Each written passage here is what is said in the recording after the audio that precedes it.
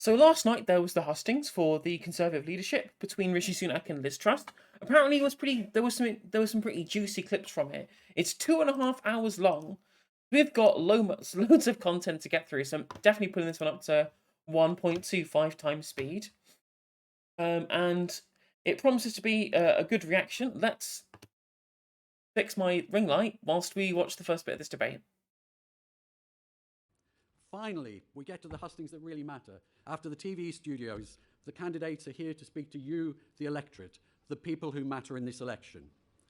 This is the first in our hustings tour. For us, the volunteers, to take part in a great exercise of democracy, where we, the members of our party, get to choose our new leader. She or he will be announced on the 5th of September, and as with a party of government, will then become Prime Minister very soon afterwards.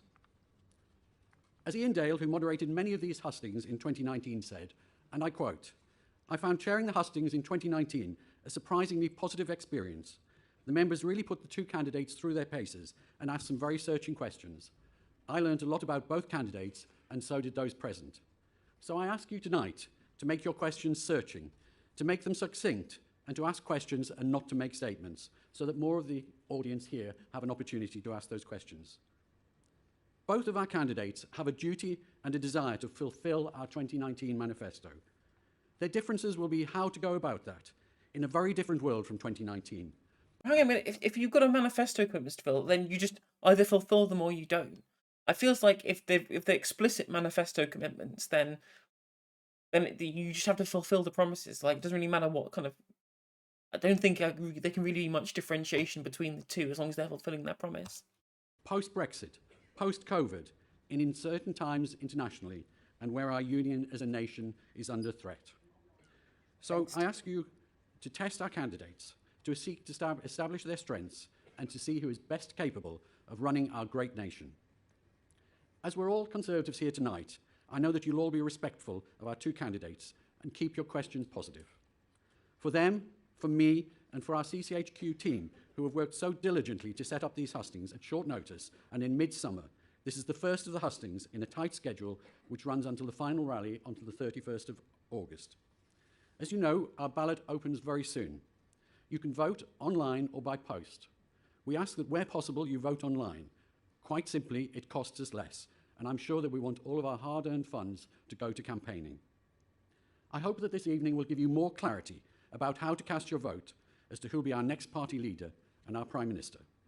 I hope that you go away enthused and energised in your commitment to helping our great party to win the next election, whether it be by campaigning on doorsteps, making phone calls, stuffing envelopes, or giving us a financial contribution. We need your help and support. Thank you everyone for attending this evening. You not just ask your mates in the private sector for donations. Please welcome Andrew Stevenson MP, co-chairman of the Conservative Party.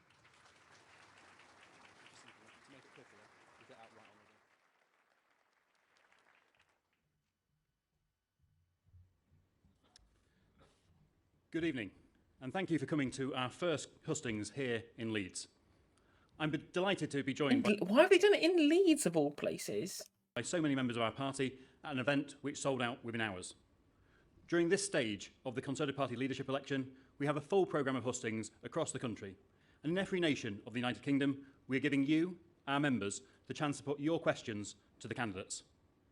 All these events are available online too, so welcome to those of you joining us virtually.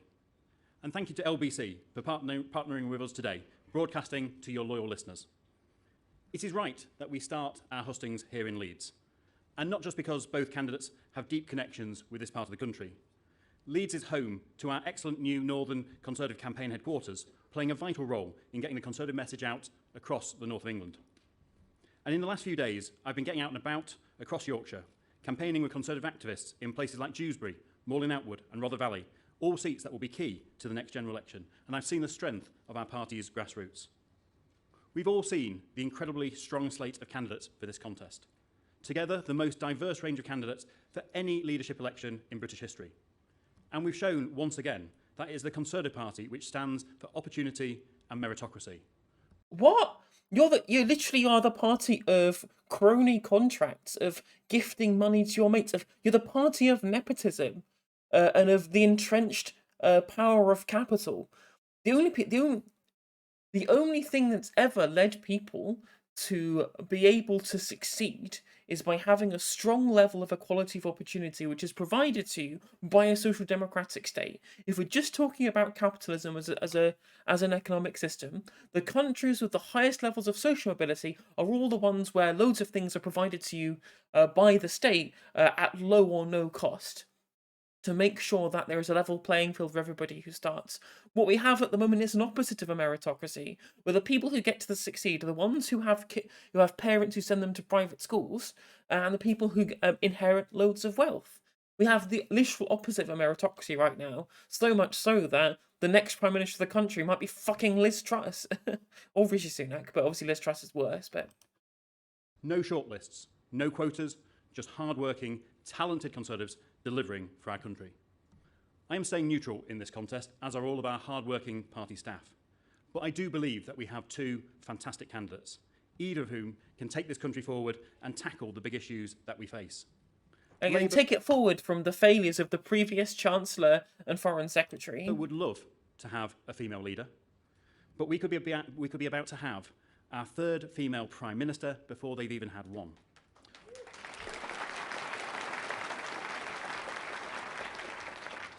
Or our first Prime Minister of Asian heritage, the second Conservative Prime Minister from an ethnic minority background after Benjamin Disraeli.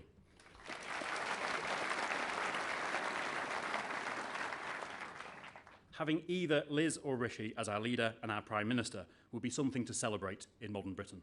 And we should be proud of our long history of this party in leading our great country. We are the world's most successful political party. And that is down to our ideas, down to our members, And your friends in the media, and the consent that you manufacture. and down to our record. Our Prime Minister, Boris Johnson, has shown that a Conservative government can rise to the challenges of today. Getting Brexit done, delivering the fastest vaccine rollout in Europe, protecting 14 million jobs during the pandemic, and leading the world in supporting Ukraine and standing up to Putin. That is a truly historic record with which our new leader can build upon with the support of party members. Before we hear from each of the candidates, let us remember why a strong Conservative government is so important. The alternative, of course, is a Labour government, likely in coalition with the Liberal Democrats and the SNP. I mean, to be fair, looking at the current polling, they might actually have a majority, which is something I would have expected considering Keith's performance so far. Such a government would risk the integrity of the United Kingdom. Labour would have never got Brexit done. They voted against tax cuts for low-income families, they voted against additional investment for our NHS, and they voted against protecting our borders and tackling vile people smugglers. They campaigned to make You empower the people smugglers by removing the legal routes for them to be able to get to the country. The only people helping the people smugglers are the Tories and their desire to make sure that they can use them as a cultural bargaining tool. People's lives, right? People will die in the Channel, and it's their fault because they want to drive a cultural wedge about it. Corbyn Prime Minister, who would have taken us out of NATO, and now they want Sir Based. Keir Starmer, Captain Hindsight, the Remainer-in-Chief, to run our country. When Labour last left government, they admitted there was no money left, and no Labour government has ever left office with unemployment lower than when they came to power. That is what is at stake. It is our next leader who must relentlessly continue to deliver for the British people. You say low. You say, oh well, they've low. All this low unemployment that we get, the Conservative Party in the 80s. Margaret Thatcher maintained deliberate high unemployment as a means with which to fight inflation. That was a deliberate policy taken by the Thatcher government. Was they had managed unemployment to try and drive down inflation because they knew that a tight labour market would drive up wages. That's a deliberate thing they did. So for him to come to us and try and tell us that the Conservatives are the party of low unemployment, that's really fucking rich. People. Focusing on getting on with the job in hand, leading the way internationally in standing up for our ideas, standing up for our partners on the world stage, uniting this country and uniting the Conservative Party. Now, I know you all want to hear from the two candidates to help you decide who to choose should take our party and our country forward. So with no further ado, let me pass over to your host for this evening for the first leadership contest hustings here in Leeds, LBC's Nick Ferrari. Thank you. Oh my God, I can't believe it's Nick Ferrari.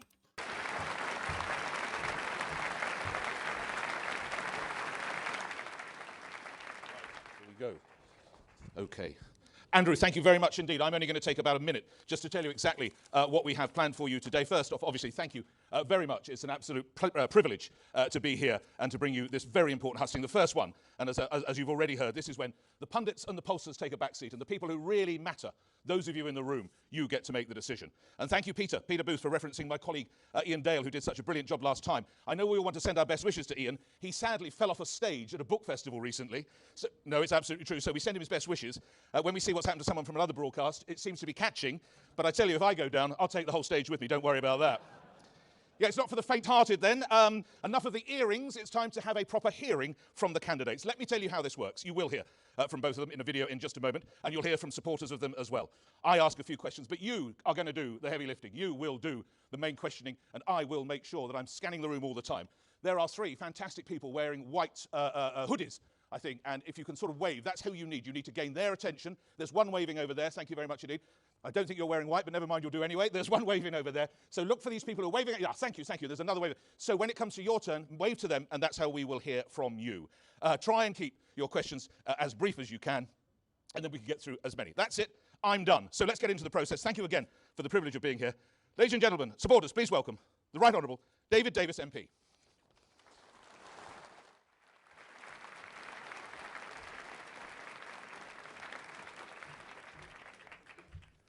Thank you, Nick. Good evening, everybody.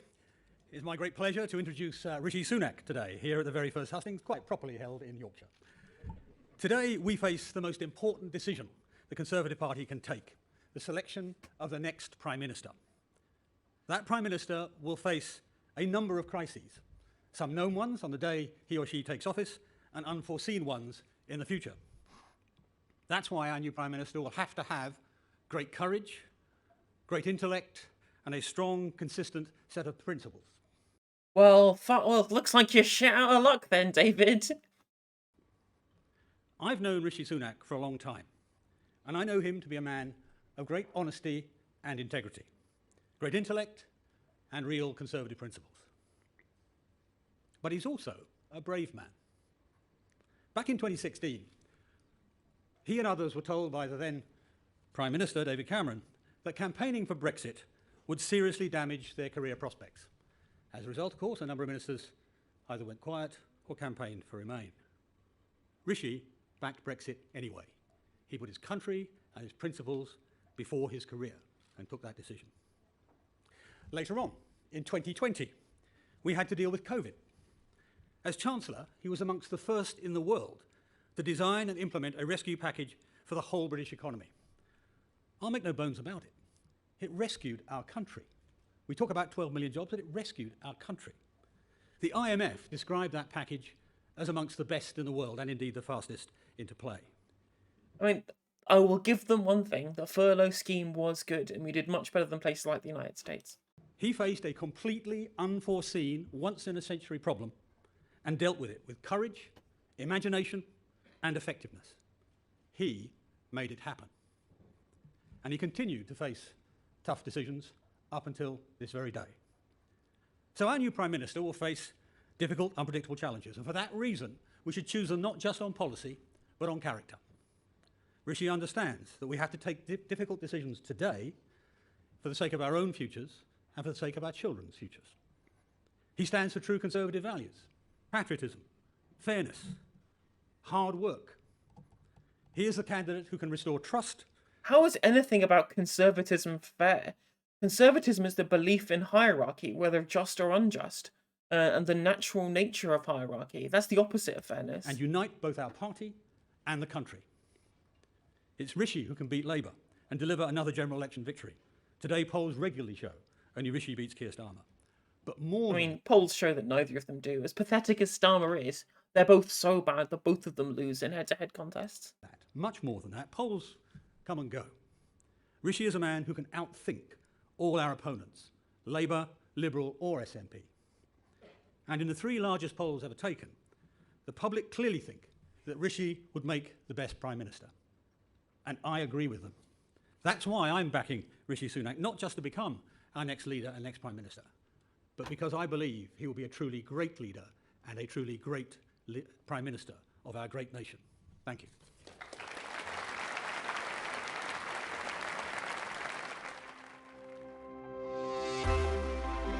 I wonder what the average age of this audience is. Look at this little snapshot they've got going on here. They're like, we live in a fucking gerontocracy. We really fucking do. We're literally having the prime minister chosen by. Look how many bald heads there are. Oh, God, fucking hell. I bet if you just kind of sprayed water, half of them would fucking inflate. Just couldn't, or like a shower of moisturizer. Some of them would just have.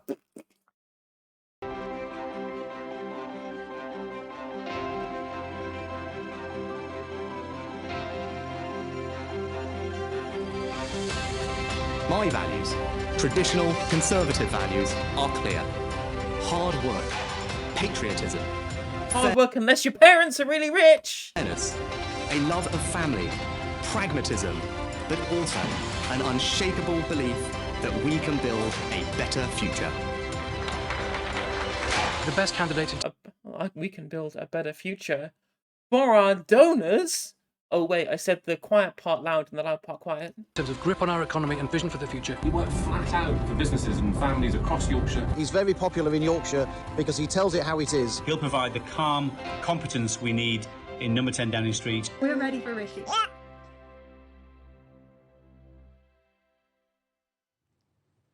Please welcome Rishi Sunak.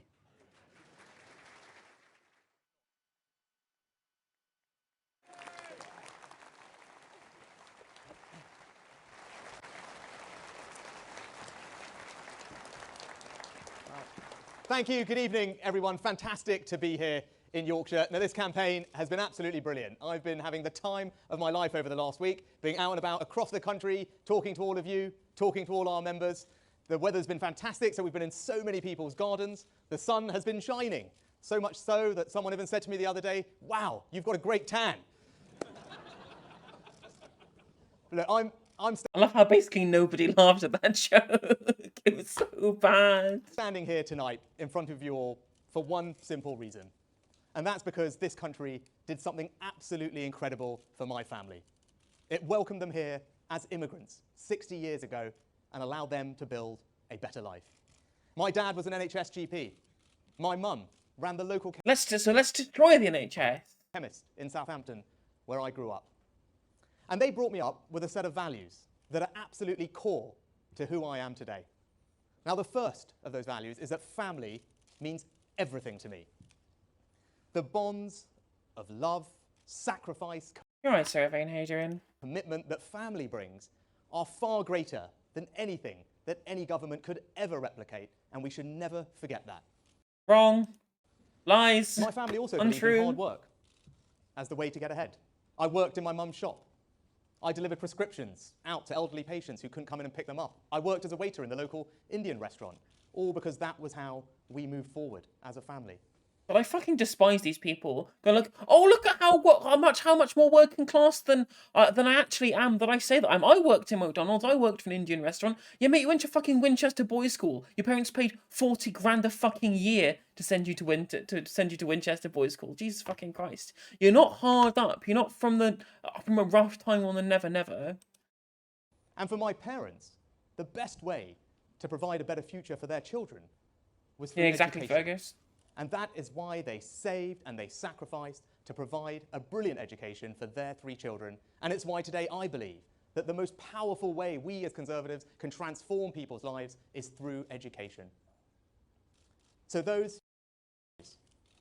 patriotism, service, family, hard work, aspiration, I think they're probably all of your values too. And that's because they're Conservative values. My story is a Conservative story. And that's why I want to be Prime Minister. I want to... Yeah, literally. Just work hard and you'll be rich. That's just all it takes. It doesn't take any amount of nepotism. It doesn't take any amount of resource extraction. It doesn't take any amount of exploitation. Just do the work hard and then just simple. That's all it takes. Put those Conservative values into action for our country. This country allowed my family to provide me with a better future and fantastic opportunities. And that's what I want to do for everyone, your children and grandchildren. Give them the same opportunities and better future that... No, you should have taken away all of our grandchildren's opportunities. I mean, my opportunities as well, obviously, as far as I'm a millennial, but all of like the future generations have all had all of the opportunities taken away, or the opportunity to own a house, the opportunity to be able to, you know, get on in life, to the opportunity to like have like pensions, to be able to be part of a building society, all these kind of things. These all been stripped away by the Tories, and the continuing like drive towards neoliberal policy has only made things worse for the future generations. But the fucking planet's going to get destroyed because people like him shill for the fossil fuel industry. The only people who are opposing any amount of building a future for the children of this country are the fucking Conservative Party. Jesus fucking Christ. That I enjoyed. And if you support me, I know that we can build a better Britain. A Britain where the birthright of every child is a world-class Why didn't you build this better Britain in the 3 years you were fucking Chancellor? Education. A Britain which is built on hard work, aspiration, and hope. A Britain where we lead the world in setting the standard for integrity, decency, and leadership. You literally supported Boris Johnson as his Chancellor for 3 fucking years. You are literally the opposite of someone who can claim about integrity. And you're also one of the people who got fined for Partygate. And a Britain where we have enormous pride in our history and enormous confidence in our future. Now, before we get to building that, we have to deal with some immediate challenges facing us today. 3 in particular. We have to restore trust. We have to rebuild the economy. And we have to reunite our country. It's really strange how he can claim all of this stuff whilst being the outgoing Chancellor. In order to restore trust, the first thing we have to do is to be honest, because that's how you do it.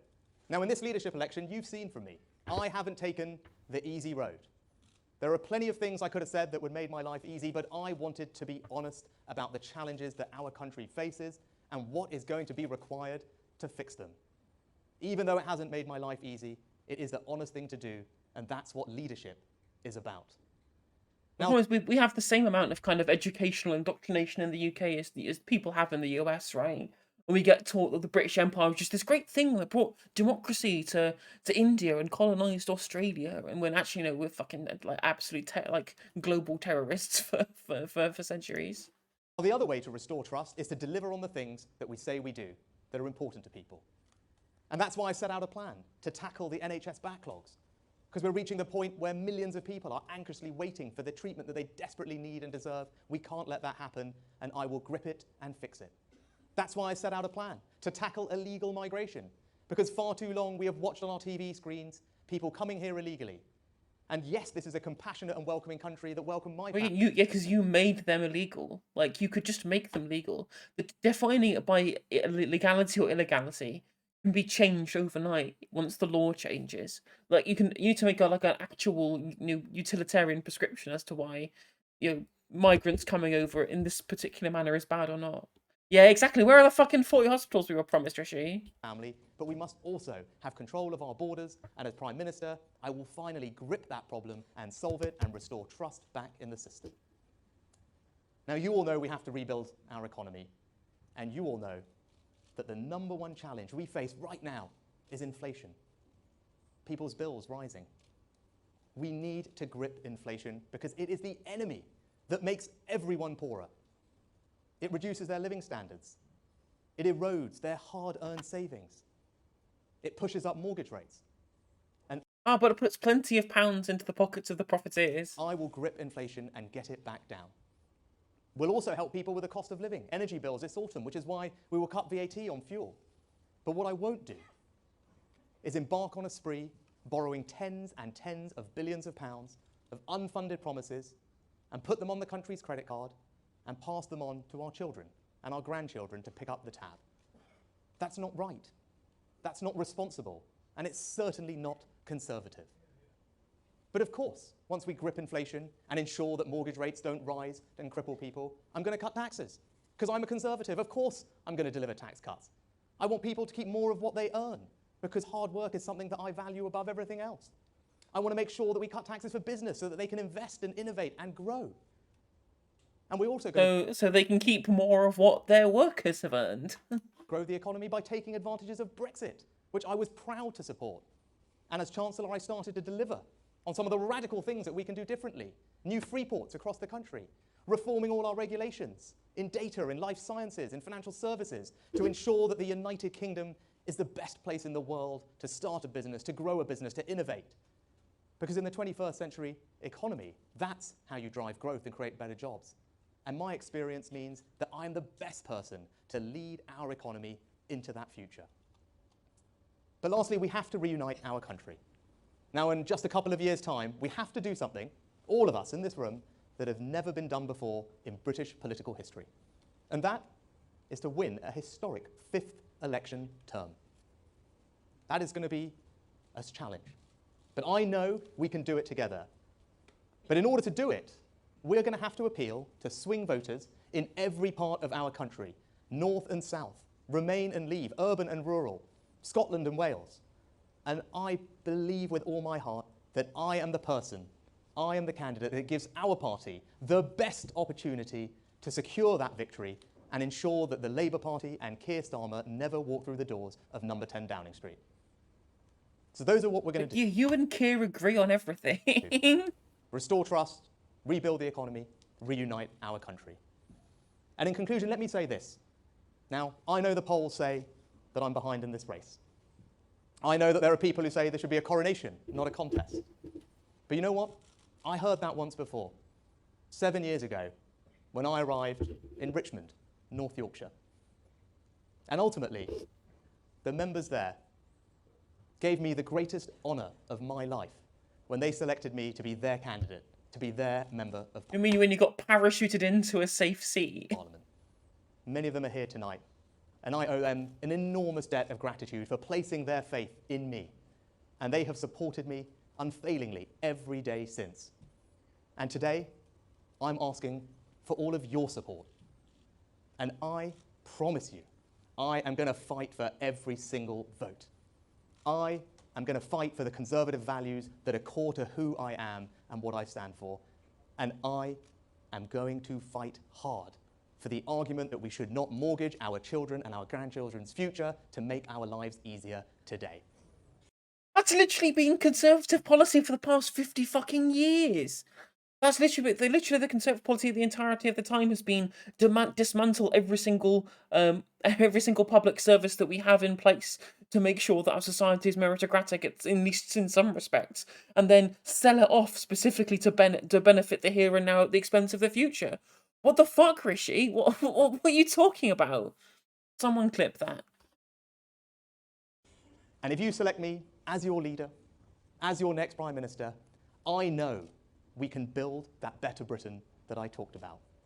But I also know that just like I did in Richmond, I will work my utmost to make each and every one of you enormously proud. So thank you very much for your support. Thank you.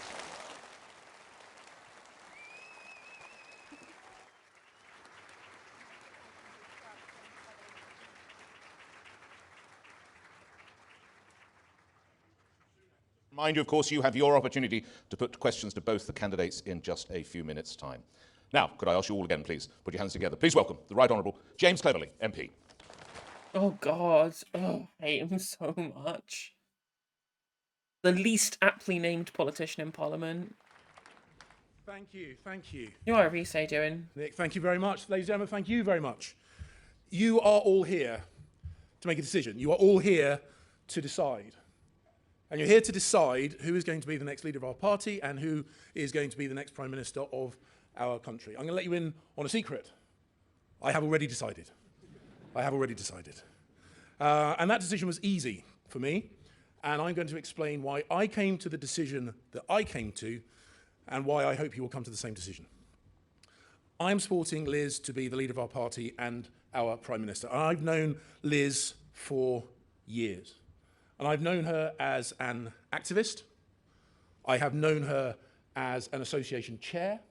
And I have known her as a local councillor. And I know that she knows what it takes to fight for every vote and to serve a local community. And I know that she knows that you don't get anything for free and that you have to work hard for everything. That's why I trust her to be the next leader and the next Prime Minister. And I also know that she has championed the views that she... Yeah, we are, like, absolutely right, sensibly, and we are totally, absolutely fucked. Because Liz is going to win, and she is going to be absolutely fucking terrifying. Like an absolute fucking death hawk. ...believes in for decades. Keeping taxes low. Not just saying it, doing it. Promoting freedom, not just here in the UK, but also around... The freedom to work until you die, but choose who you work until you die for. ...the world. And I know that she is passionate about bearing down on big and wasteful government. That's why I trust her to be the next leader of our party and the next Prime Minister. And I have seen her in action around the cabinet table. I have seen her make the most of the opportunities that Brexit has delivered, getting those trade deals done when she was Trade Secretary. Remember those trade deals that all the smart, clever people... Yeah, the trade deals that you gave arms to the Saudi Arabian government to murder people in Yemen with, like literally to kill Yemeni children. I'm not sure that's a really fucking... I thought that was a good look for Liz Truss, really. Told us would never happen. She got them done. I've seen her pushing for less red tape, lower taxes in government. I have seen her do it. And perhaps most importantly, I have seen her stand up to Iran and stand up... Yeah, didn't Paul Keating describe her as like someone who was trying to cling on to long-lost cultural irrelevance or something? ...to China and to stand up to Russia. I have seen her over and over again... Yeah, standing up to Russia by forgetting which oblasts are in Ukraine and which are in Russia. ...delivering for... What Sergei Lavrov described as like a mute talking to a deaf person. ...this country. I trust her to deliver. That's why I'm supporting her. That's why you should support her. And what I'm now going to do is give the opportunity to watch a short video explaining it in a bit more detail. Thank you very much. Thank you. The United Kingdom is a great country, and I know that a united Conservative Party can unleash the potential of all the people who make our country so great. To win the next election, we need to deliver, deliver and deliver for the British people. I know that our country's best days lie ahead. I'm the candidate with a clear vision for the future, who can drive change and get things done. As Trade Secretary, I negotiated deals with allies like Australia and Japan, creating opportunities around the world for British business. And as Prime Minister, I will continue to deliver on the opportunities of Brexit. I will lead a government committed to core Conservative principles: low taxes, a firm grip on spending, driving growth in the economy, and giving people the opportunity to achieve anything they want to achieve. What's interesting is I was literally reading a paper last night that was showing when the incomes in the society are more equal and you have more redistributive policies, economic growth is actually higher. Regardless of their background. I will work day and night. There's an Australian news broadcast about the trade deal. Oh, please, that sounds fucking hilarious. To lead a party and a government that puts more money in your pocket and secures a better life for you and your family. I've consistently delivered when I have said I would. And I love our country. I want the best for us all. And I'm the person to deliver. Oh yeah, yeah, absolutely right, Sensibilium. Civil unrest is definitely what's going to happen. If the don't pay your energy bills thing starts getting some traction, that could springboard into further, actual unrest.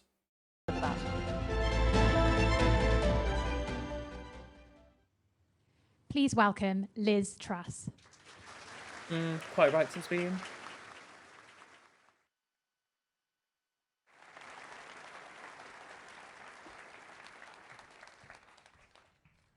Friends and colleagues, it's fantastic to be here in Leeds, my old stomping ground. I grew up in this great city. I went to school at Allerton Grange and Roundhay. I hope there are no teachers of mine in the audience, and if there are, I'm really, really sorry. She's such a charisma vacuum. Like, I just can't. You know how I get mad at Keir about his desire to look prime ministerial, but can you really imagine someone like Liz Truss ever actually becoming prime minister, yet alone like winning a general election, considering just how pathetic she is as like any amount of public speaking? Like, believe me, I had my doubts about Corbyn's ability of public speaking, but he still managed to rally people around him. Whereas I can't think of anybody who would get excited about Liz Truss, especially not floating voters, right? Because she's not inspiring, she's not a good orator, and she doesn't have any like vision or anything like that, other than just making the UK into a sweatshop. I bought my first Whitney Houston album at HMV in Briggate, and my mum and dad still live in this fine city. And what I think I got from Yorkshire is grit, determination, and straight talking. And that, my friends, is what I think we need now in Downing Street. Because the fact is that we face a huge global economic crisis. We have the worst war that's taken place on European shores happening in Ukraine. Now is not the time. No, I definitely don't want to ask what your role in it was. For business We don't want as to do usual. that. Now is not the time for the status quo. We need to be bold and we need to do things differently. And what I would do as your Prime Minister is I would launch a plan for economic growth. First of all, reversing the increases in national insurance that we promised not to do in our manifesto. I'd have a moratorium on the green levy to save people money on their fuel bills. And I'd also keep corporation tax low so we can attract investment into our towns and cities across Yorkshire and across the whole of our great country. Because I believe that we need... Yeah, literally. Bold as in literally ideological objectivism. Just, I am become Murray Rothbard. ...to be on the side of people who work hard and do the right thing. People who save their money. People who start their own businesses. The self-employed. People who go into work every day. That's whose side I'm on. No, you're not, because you're not giving them, you know, the levelization tools available to be able to be socially mobile. Social mobility has absolutely dropped off a cliff in the last 12 years. I'd set up new low-tax investment zones that enable those businesses to start up in areas that have been left behind. Well, this is why you see so much of the hard work rhetoric from the Conservatives, right? They can only appeal to the value of hard work because by treating it as some kind of overall social good in its essence, rather than the actual utility that you gain from the work that you do, they're able to frame it as edifying if you're spending 50 hours a week slaving away as a cleaner or as somebody who earns an incredibly low wage. Because they are making it as a kind of Protestant work ethic, Max Weber style stuff, where it's somehow personal, like a personal, it gives you great personal growth to slave away at something that's miserable with no societal value. And I guess cleaners have plenty of societal value, but they just don't get paid enough. I'd abolish the top-down Soviet housing targets that we have across our country. Now, before I became an MP, I was a councillor. I sat on a planning committee. And those are hours of my life that I will never get back. Because we all know how appalling the planning system is. And why should it be the same in London as Cornwall, as Yorkshire? I want to give power back to local people. And why should the transport here be so bad? Now, because you privatised it, you stupid cunts. Remember as a teenager getting the bus into Leeds city centre because there was no other alternative. I'm afraid, my friends, it's not much better now.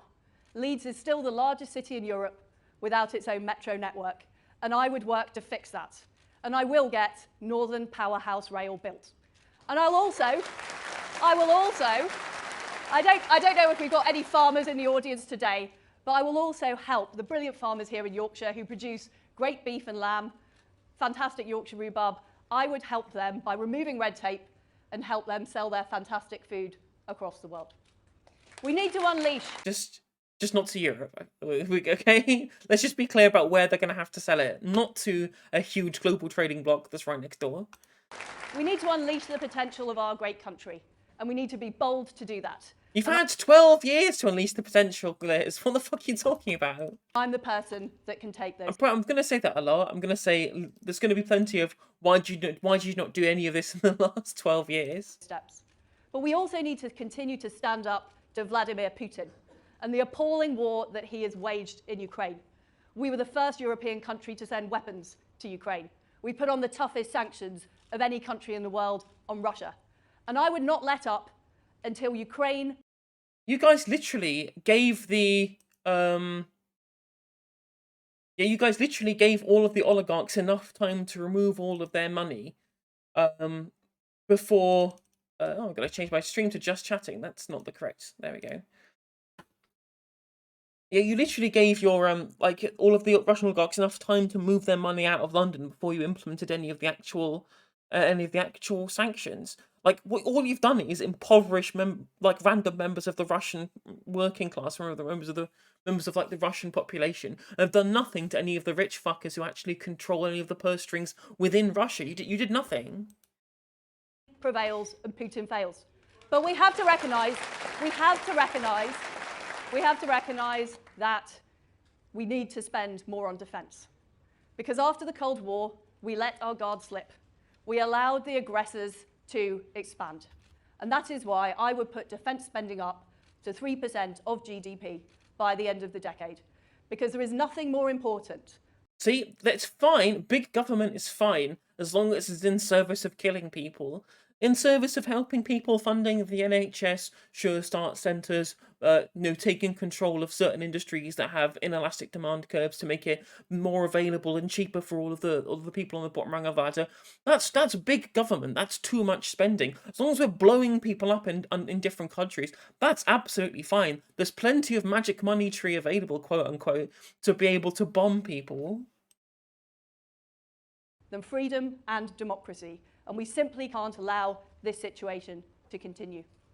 But as well as freedom and democracy abroad, we also need it at home. And I know we've got an audience full of straight-talking Yorkshire people who know that a woman is a woman. I mean that's already implied. That's like saying, I think that a chair is a chair. Well done. A chair is a chair. Brexit does indeed mean Brexit. And people who believe in free speech. I love How would you like my free speech calling you a piece of shit? Our country, warts and all. And I'm proud to represent us around the world. And I want to do all we can to encourage our fellow citizens to love their country too and unleash its full potential. Yeah, I want to love it for good reasons, not because of how bad, not in spite of it, right? Like, give me good reasons to love it, and I'll love it. But unfortunately, it's a miserable country full of racists and crab bucketers and poor, and huge amounts of incredibly emaciated poor people who you're wondering whether we might actually have to have people wandering into libraries because they can't afford to heat their homes, right? This country is not a good country. It doesn't have a good history, but it could theoretically have a good future. And what you're doing is creating division, not fixing anything, and plundering more wealth from the working classes. And that is not a country to be proud of, Liz. And finally, my friends, we need to be proud of who we are. We need to be proud to be Conservatives. I'm going to campaign as a Conservative, and I will govern as a Conservative. The people who voted for us in 2019, in seats like Keighley, in seats like Dewsbury, they didn't vote for us because they wanted Labour policies. They were fed up of the Labour Party. They were fed up of the failing... Well, they wanted to get Brexit done. Labour councils. They voted for us because they wanted opportunity, because they aspired to better things, because they wanted enterprise in their area. And that is what I, as your Prime Minister, am determined to deliver. I cannot stress enough just how much bullshit this idea of kind of Tory aspirational kind of garbage that they try and peddle is. When, as I've said previously on stream in this segment, right, the way you actually have an aspirational society under capitalism is by having everybody an equal opportunity to be able to succeed. And when you have so many of the things that are necessary for survival paywalled behind private companies who can charge what they want because the demand is inelastic, and they spend so much of their income having to eat on the base subsistence of life, they cannot then use that money to reinvest and make something of themselves. That is not social mobility. All of the social democracies in Europe have far more social mobility than we do in fucking neoliberal hell.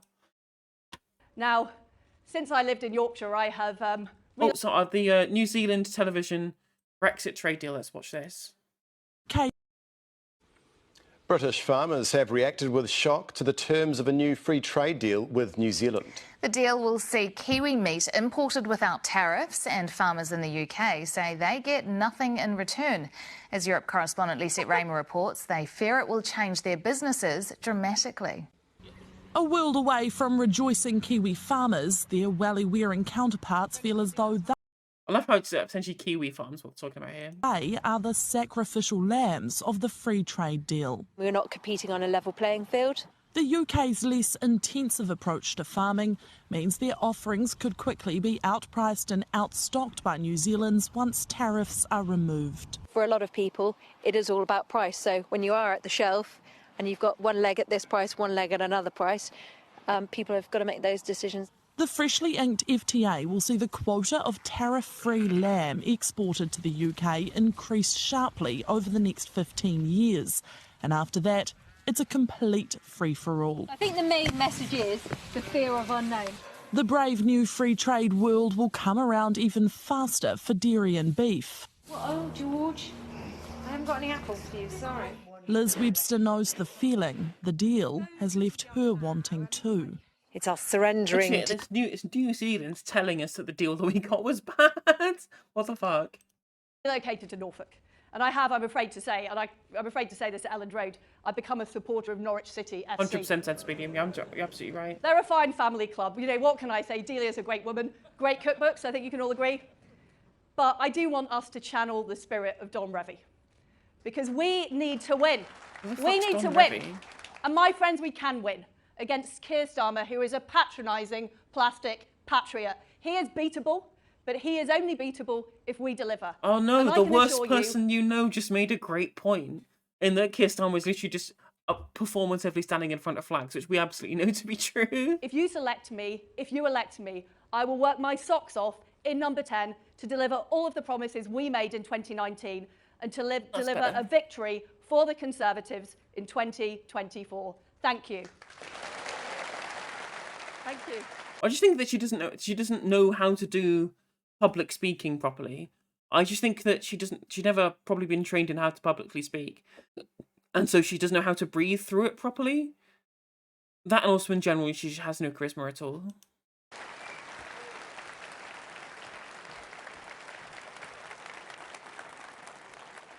Yeah, that's the big issue. That's the issue that we have with our economy, Sensibilium, is so much of our money gets spent on essentials that are being hoovered up by private equity firms who then send it off to the Cayman Islands, that we have no ability to actually consume for things we want to spend our money on. It all just gets spent on necessities, and every other industry is going to really suffer. Thank you. She does look and sound like she's still opening the new pork markets. Okay, Liz Truss, thank you very much for that. Just to explain, there is a brief break now, around 10 minutes, and then, of course, I have a few questions, but you do the majority of the questions. I remind you, look for the people in the white hoodies to make yourself known. Around 10 minutes now, then, ladies and gentlemen, when you... So, ladies and gentlemen, hands together if you would. Rishi Sunak. Oh, I got to the right point of the video like an absolute boss. You know what I'm doing? Hello, sir. Good to see you. Thanks. My room looks extremely purple in this light. Come in. Yes, indeed. Okay, thank you. Mr. Sunak, do I detect the smell of burning rubber? Have you performed an extraordinary U-turn over your decision with VAT on energy bills? Last week it was unconservative. Now it's a policy. Are you flipping and flopping? Oh gosh, no, definitely not. There's two very different things here. Now, we've got a short-term problem with energy bills, which I always said as Chancellor we would need to continually make sure that the support... Short term? We're expected to be paying £3,500 by next January. ...we had in place was appropriate for the scale of the challenge that millions of households are facing. Now, we announced quite a lot of support earlier this year on the basis that energy bills would rise to about £2,800. And for the most vulnerable families, that gets to about £1,200 of help. But now, as you can see in the news, people's expectations of what will happen to energy bills in the autumn has gone up. And so it's reasonable that there's more that we can do, and that is the policy that I would put in place if I was elected PM. No, but that is a temporary... And I mean, I only like Rishi in this contest because he's the only two of them who is actually sane. Like, he may be evil, but at least he's sane, whereas Liz Truss is legitimately fucking insane. Time-limited support to help people over the winter but it through was to next year. unconservative last week, Mr. Sunak. No, what's unconservative is permanent unfunded tax cuts. There's a big difference between things that are temporary to help a short-term problem and permanently borrowing 40-50 billion pounds every year and not paying for that. That I think is a big difference. Without wishing to be too confrontational, you were Chancellor until a few weeks ago. UK growth is set to be the worst in the G20 besides Russia. Another study says we will go from 18th to 31st out of 38 OECD countries. Members here see their pound shrinking probably as fast as they see their high streets closing. Why should we take financial lessons from you? Well, if you're picking the 1 year, if you look at actually the period in both of those forecasts, you'll see that we're either the second fastest in the G7 or indeed and much higher. No, that's just not true. We are, like, our growth is not 0.5% or something like crap like that. In the OECD. So we had a faster recovery than other countries out of COVID, and we were growing faster than last year and this year, and unsurprisingly, they're catching up. So if you look at it over the period, You're happy where the economy is? We're actually, no, if you're saying that we're bottom of the pack is what you're trying to allege, right? Yeah. So if you look at over the period, we're actually very much in line or to the top end on the G7. But of course I want to see growth growing, Nick, right? Of course. Now, we have to think about how to do that, because we've had a very narrow conversation so far about tax.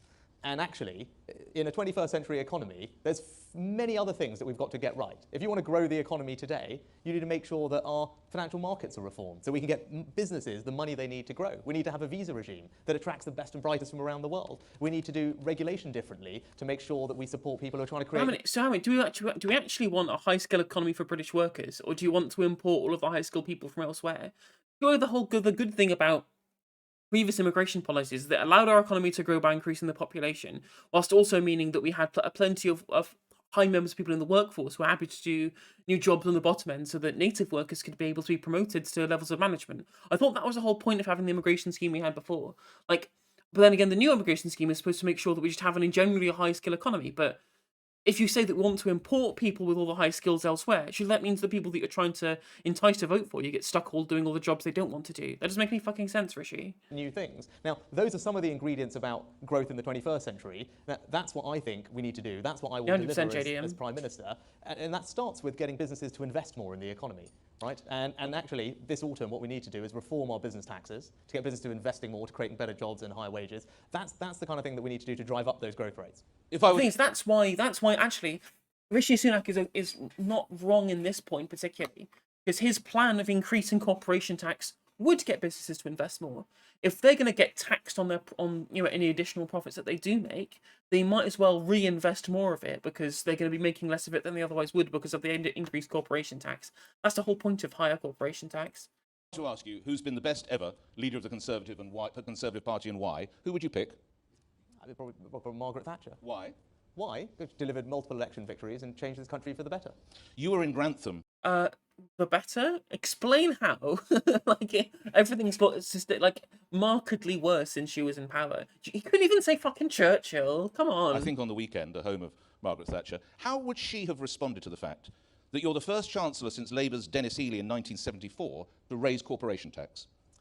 I think she would have responded, as I have done, in gripping inflation first. And if you remember her early budgets, and actually what we had to do... Yeah, literally, Thatcher caused basically all of the problems that we have right now. Country at that phase, it was, even though it was difficult, she understood that you have to get a grip of inflation first and get a grip of public spending and borrowing. That was very much her mantra, was do that first, because if inflation had run out of control and made everything worse for families, it would have been far more damaging for the economy. And it was only once she had fixed that, once she had got borrowing under control, that she embarked on a programme of supply-side reform, and that is exactly the same path I want to follow. She would have supported the high level of corporation tax, you're saying? You say high level. It's still 1974. Right, we go back. It's the lowest rate of corporation tax in the G7 group of economies that you just talked about. It's actually the fourth. Yes, which is why it needs to be raised. Lowest in the G20 group of economies. There were 2 recessions when Thatcher was in power as well. Also talked about. I don't think anyone can say it's a high level by international standards. But actually, this is the thing. If you want to drive growth in an economy today, you need businesses to invest. And we tried having a very low corporation tax rate as a means to get businesses to invest. And you know what? We didn't just try it for 1 year or 2 years. We've tried it for a decade, and it hasn't worked. So the question is, for people who think that we should have an even lower corporation tax rate, but not have what I'm proposing, which is actual tax cuts on business investment, the question for them is, well, why is that going to drive growth? Because we've tried it for a decade, and it hasn't worked. Because businesses haven't invested that money back in the economy. So if you want... no word of a lie here from Rishi. He's telling it like it is. He's absolutely correct in saying that when you have the low corporation tax, it does not get people to invest. It just encourages them to take the money and run. If you want productivity, if you want better jobs and skills, we need businesses to invest more. So I would cut the taxes on business investment. And a lot of support in the room. 3 yes or no questions, which I'd ask you to answer with a yes or no, and a brief explanation, if you would, just so we get a sense, a little bit more of you. Mr. Sunak, would you support the return of grammar schools? Yes. Why? Well, but as you heard from me earlier, I believe in educational excellence. I believe education is the most powerful way that we can transform people's lives. But I also think there's lots we can do with the school system as we have it. Now, what Michael Gove did several years ago was transformative. Yeah, transformative in like the worst way possible. Literally everyone agrees that Michael Gove's education reforms were terrible. No, everyone agrees that they're bad. And Michael took on some vested interests, challenged consensus, brought in some reforms that mean that millions of our children now are better off, right? Now, but that's a conservative way By to what metric? do it. It's not about throwing more money at the problem. It's about reforming the system to get better outcomes, and that's what I would do with education as well. To our water supply in England, it is now at record pollution levels and in some cases record waste. There is a move that water bosses who continually pollute the water and ignore waste should go to jail. Yes or no?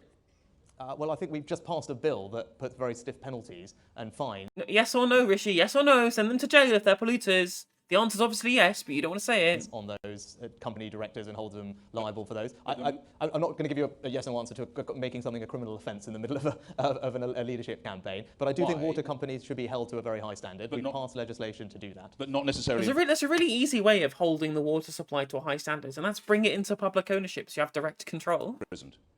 Not necessarily, because I don't know enough to know that that is the right course of action for what is a civil matter, but I do think they should face very stiff penalties, and that's what we've done. Finally, you talked on this section, you talked a lot about rebuilding trust. Everybody in this room knows so much crime is driven by the drug trade. I have to ask you, have you ever used illegal drugs? No. Thank you for that. Ooh, what a fucking nerd. I am completely fucking straight edge, and even I've done a little bit of weed. Let's move on. Your opponent, Liz Truss, has said how she would beat strikes and strikers. How would you? I think in the same way, because we have a manifesto. Do explain. We have a manifesto commitment that I would like to deliver on, which would legislate for a minimum level of service for critical industries. Well, clearly regulation hasn't worked so far, though. That's the real issue. Like rail. That's something that we've promised to do anyway, and we should get on and do that. Okay. Can I talk to you a bit about Boris Johnson? The Ukrainian President Zelensky has said, I want him, Mr. Johnson, to be somewhere in politics in a position to be someone. I don't want him to disappear. The decision is in the hands of the British people. Were you to become Prime Minister, would you deploy him as our envoy to Ukraine or something else? And what would his skill set be? Well, I'm not sure if he'd want to do any of those things, Nick, but he obviously is someone who has enormous talents, and I'm sure can continue making... No, what Boris Johnson wants to do is what the Conservative Party's like internal HQ are trying to do, which is offer a lordship to any MP in a safe seat who will give up their seat for Boris Johnson, so that he doesn't have to stand in Uxbridge where he will almost certainly lose. A contribution to public life. So you would support him if he wanted to become the Ukrainian? I thought you were quoting Warren Buffett sensibilium, not Warren G. Oh dear. Envoy to Ukraine. I'm not going to sit here and try and allocate jobs to people. I don't think that would be appropriate. But I think actually now we do need to move forward. I've already been clear. I don't see that being a role in the cabinet. But I'm sure Boris will continue to have a role in public life. He's an extraordinary figure, and I'm sure he's got a lot more to give. So you wouldn't offer him a job? Not in the cabinet, no. Okay. He spoke today of periods of difficulty being inevitable, and I think we've referenced people will be looking at £500 per month for energy bills. What is to be done? Well, as we already talked about, there's support that I already announced as Chancellor that will help people through the autumn and winter. It's particularly targeted on the most vulnerable. And we can go further as bills seem now to be higher than people expected earlier. It's not just like dishing out money from the state that then gets hoovered up by these incredibly large energy giants that have made billions in pounds in profit. This is completely wasteful, and again, it will just prove him to be nothing but a cuck for these businesses. Which is a Tory, of course. And that's why cutting VAT on fuel will put extra money in people's pockets. Last question on Boris Johnson, I assure you. It's reported around 14,000 members of the Conservative Party want his name back on the ballot. What would you... Plenty of applause there. What would you say to them? Well, I'd say to them that I think close to 60 people resigned in Parliament. And it's incumbent on the Prime Minister to have the confidence of the parliamentary party, and that wasn't there at the end. So whether he's on the ballot or not, ultimately you need to be able to command the confidence of your MPs in Parliament, and we got to a point where close to 60 of them had resigned from government. You'll have your questions, sir. I heard something over there. I promise you'll have your time for questions, in fact, in just about 4 or 5 minutes. Mr Sunak, you've made much of the furlough programme that you introduced, some £70 billion, if I understand. But fraud runs at, I understand, £15.7 billion. How does that make you fiscally responsible? By my maths, that's around 20%.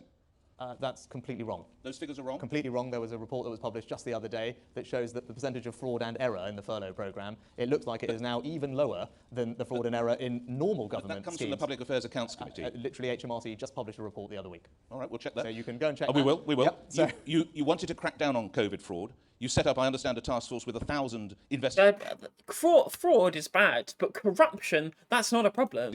Costing £100 million. How much has that brought back? I think, well, I'm not there anymore, actually, Nick. Well, it wasn't that long ago. No, but it was on course to collect, I think, over £1 billion, and I'm not sure how much of that had already happened. It may be that it's doing better than that. Over £1 million, did you say? £1 billion. £1 billion? Yes. Yeah, okay. So you're hoping to get around £1 billion back? As I said, when I was there, that was what it was projected to do. Okay. There's something about image in politics, whether you like it or not. You have Prada shoes, you have photo opportunities. Yeah, that doesn't make much sense, does it, JDM? Yeah, he's pretty useless, isn't he? With a car that's not yours, and you seem to have trouble paying for the petrol. You pull pints for the cameras even though you're teetotal, and you kept a green card while living in Downing Street. What does that make you look? What does that say to the Conservative Party members? Well, actually, I think, as I've talked about this in the past... It literally says to the Conservative Party members, I am one of you. I have loads of expensive stuff, and I've never met a person who's working class in my fucking life. As we've seen from the video that exposed him in the... saying he didn't even have any working class friends growing up. This is not about what shoes I wear or what suit I'm wearing. This is about what I'm going to be able to do for the country. And thank you.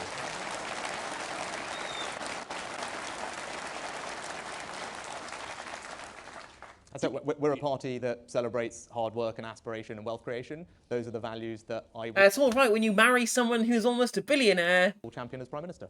Some reports suggest, going back to COVID, that your Eat Out to Help Out programme led to, some reports suggest, a 17% spike in COVID infections. With hindsight, which is great, of course, was it a mistake? No. God forbid. Would you do something like that again? I mean, if you think what happened is almost every country in Europe ended up having exactly the same spike in infections thereafter. Yes, because they all failed to understand how the message that was being given from the COVID experts, and all came out of lockdown too soon. Like, this is just everybody did this wrong. Like, I'm not going to hold it against the guy, right? I'm not going to hold it against him. But, like, that is just how it went down. Hey, North Countryman, hope you're doing well. Every single one of them ended up putting more restrictions in place afterwards. So it's hard to say that that was the difference. But I tell you what was the situation at the time. We had a situation where 2 million jobs... True, we did have a larger and earlier spike, yeah. But, like, you know, like, people weren't... When people were making these kind of decisions, it was difficult at the time, right? Like, he's hardly as culpable as somebody like Boris fuck business Johnson, and then Boris let the bodies pile high or whatever. Like... I'm gonna, even me, fucking cynical old gnarled brain socialist like me, I can even cut him some slack for, trying to get the economy going or whatever at that point by trying to get people out. Got some cheap food at the very least.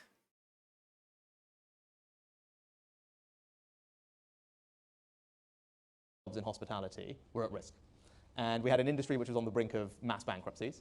We had a situation in this country where people were far more fearful of going out again, because of various reasons, more so than any other country, and I did not want those jobs to be lost, because disproportionately that industry employs people who are on lower incomes, who are younger, who are from difficult backgrounds, who are moving off unemployment. So actually, as a matter of social justice, for me, those 2 million jobs were really...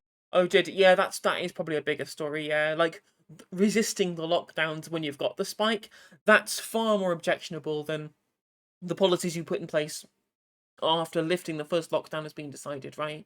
By resisting that second lockdown in the face of rising like spike in infections and a spike in deaths, that's the real thing that you've got to come at him for. Really important to try and save.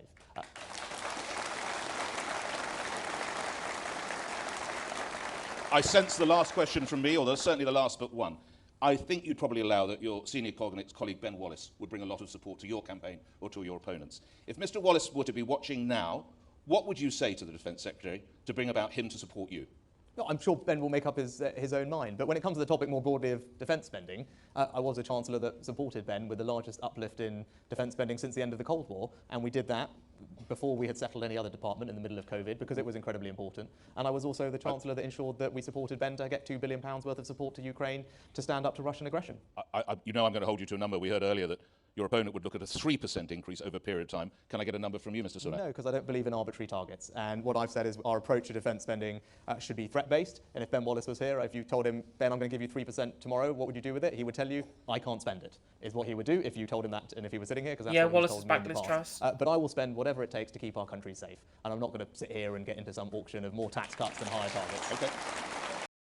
Yeah, North Countryman, the last time a Prime Minister was both elected in and elected out of like number 10 was back in 1974. It was Ted Heath. That's correct, North Countryman. Yeah, the last time a PM was changed by an election was in 2010, and the last time a PM was changed by an election, both at the start and end of their term, was Ted Heath. On a lighter note, prediction for the football on Sunday, England v Germany? Der Klassik, as it's being called. Yes. Oh, well done. Well, there we go. Yeah, no, well, Lions victory, here we come. A Lions win? Obviously. I mean, Okay. When did you last go to a women's pro game? Gosh, when did I? No, I don't know actually. I don't know. I'm a Saints fan, and Probably never is what I mean. My guess here, Rishi. That's my team. The last football match I went to in this job was the European finals. Okay, all right. Yeah. Round of applause, please, for Mr. Sunak taking my questions. More importantly, thank you, Mr. Sunak. Thank you. Right, now, who's got a question, please? Right. Okay, there's a lady there in a blue and white striped top. No, you've been usurped. One of the two. No, it is the lady in the blue and white top. Let's start the clock now. Just your first name, if you would. And What's this? Start the clock. What is it? Some kind of game show? Question to Mr. Sunak. Hi. Say your name again. I'm so sorry. It's Laura. Laura, go ahead, Mr. Sunak. Hi. Will you... Whatever you want, sir. Whatever you feel comfortable. Will you outright ban greyhound racing, or at least consider the ban, considering it is a vile and abusive sport? Asking the big questions, I see. Let's fucking go. Greyhound racing, topic of the day. No cost of living crisis. Let's forget about that. Well, to be perfectly honest, it's not something that I've looked into in any great detail. So, I'm happy to look at all our laws to make sure that we're treating animals properly. Laura, in a sentence, why should it be banned? In a sentence, if you would. Thousands and thousands of dogs are abused every year, Okay. and are culled, and for every three that's on every one. Like, that's how on can you expect him to make up a policy about greyhound racing when he's never researched it on the spot? I guarantee you that the answer is going to be, I can't make any firm commitments, I've never looked into it, but I will put it on the agenda for the future. track to have died. Right, that's a horrific... in fairness, Mr. Sunak, it's not a question even I've heard often. But it's something you know what, as I said, I'm happy to look into it. For the first time, I'm a dog owner, because a year ago my kids and wife conspired against me and we got a new dog for the first time in my life, so I'm... God, stop telling us fucking stories from your home life. Jesus. Happily in your camp. I trust you're a dog lover now. Now I'm a dog lover. Yeah. So, don't lose the audience. No. Well, it was the best thing that happened to our family in a long time, so it's very good. So I'm very much happy to look into that, because obviously now... Is he putting on a fake posh accent? I've never seen him speak this poshly. Is he putting it on for the Conservative membership? Now that Nova is a part of our life, the idea that someone would be abusive to dogs is something that I find personally obviously very difficult. May I ask the breed? Nova's breed, what is it? She's a Fox Red Lab. Fox Red Lab. OK, sir. White blazer to your left, Mr. Sunak. Your name, sir? Yeah, thank you. Rishi, I'm a councillor for Selby District Council, Business and Communities, very passionate about businesses. And how do you feel about keeping the small business relief, as so many businesses so rely on it? If you became Prime Minister, would you consider scrapping that or continuing it? Because I think a lot of businesses, particularly on the high street, would close without that relief, particularly after COVID. Yes, you know what, you're totally right, and that's why as Chancellor I made sure that this year there's a 50% discount on business rates for retail and hospitality businesses to help them recover from COVID, because they are the beating hearts of all our high streets. And as you heard me talk about Eat Out to Help Out earlier, I'm a passionate supporter of high streets and the hospitality industry. But we also can do some other things. We need to make sure that digital companies are paying fair taxes. And as Chancellor, I organise a deal with lots of other countries to ensure that our large online companies pay fair taxes to level the playing field. Thank you. Yeah, they definitely should have had a swivel chair. You're absolutely right, North Countryman. And we also need to support businesses to grow, which is why I created a programme called Help to Grow, so that small and medium-sized businesses can get management training and mini MBAs and figure out how to use new software to help their businesses make more money and grow. So that's how, in a new 21st century economy, we've got to support your businesses, help them to grow, and that's what I'll do as PM. All right. Mr. Sunak, you stay seated. I'm going to get up to work at the back of the room, but while I do, take a question, if you would. Lady in a grey top, your name, if you would, first, please. Teresa. Hello, Teresa. Hello, Mr. Sunak. What I'm interested in is how you're going to control the illegal immigration, with the dinghies coming over, a civil service that doesn't want to actually cooperate, a border force that doesn't want to turn boats around, Macron who's emptying his country. So we can't afford it, and we've also got a processing issue. I mean, we definitely can afford it if you just open up the legal routes. Let them be able to claim asylum by coming onto by not having to go through the boats, which they're forcing them to, by not having any legal routes with which to get through. And then we'd avoid all of this. Then they go through the asylum process, and then if they don't pass, then they can leave. Like as the asylum process is supposed to go, like that we helped draft as part of the UN Council. Issue of a big backlog. So I'd like to hear in detail how you're going to do it. Yes. Well. Well, I'm so glad you asked the question, because as you heard me in my opening remarks, that's one of the things that I want to grip as quickly as possible as PM. And if you've got 5 minutes when you go home tonight, find my website. There's a video that I've put out that explains a very detailed 10-point plan on how to do it. So some of the things that we need to do quickly, what we need to do is change the definition of what counts as asylum, and we should move away from the very expansive We can't change. That's the United Nations definition of asylum. ECHR definition, which allows people to claim all sorts of spurious reasons for being here, and move to the tighter definition under something called the Refugee Convention, as other countries do. That will help us ensure that we can remove people when we want to. Secondly, we should make our foreign... I forget. No, he is right there. Sorry, I've been made to look very silly by Rishi there, by him preempting the question the answer that I gave and then correcting me on it. Whilst him being recorded and me being live, so I've been made to look very stupid there.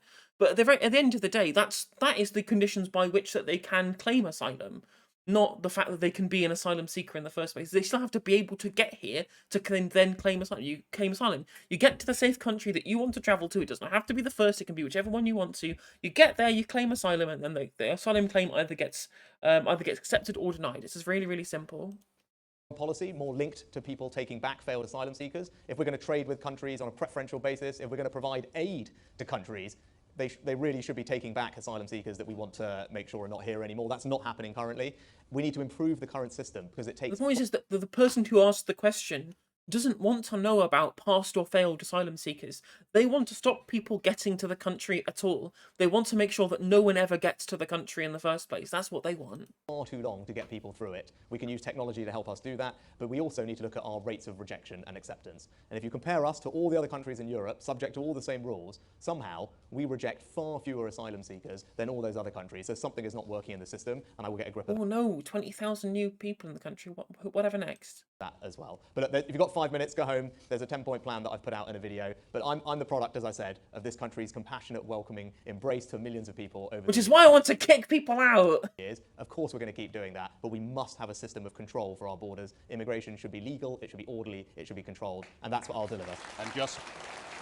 If you're saying it can be legal, that means nothing. You get to choose what is legal and what isn't. Or I'm going to make sure everything's legal by making sure that it is legal for me to go out with a gun and shoot them in the boats if they're coming across the channel theoretically in the video game Minecraft.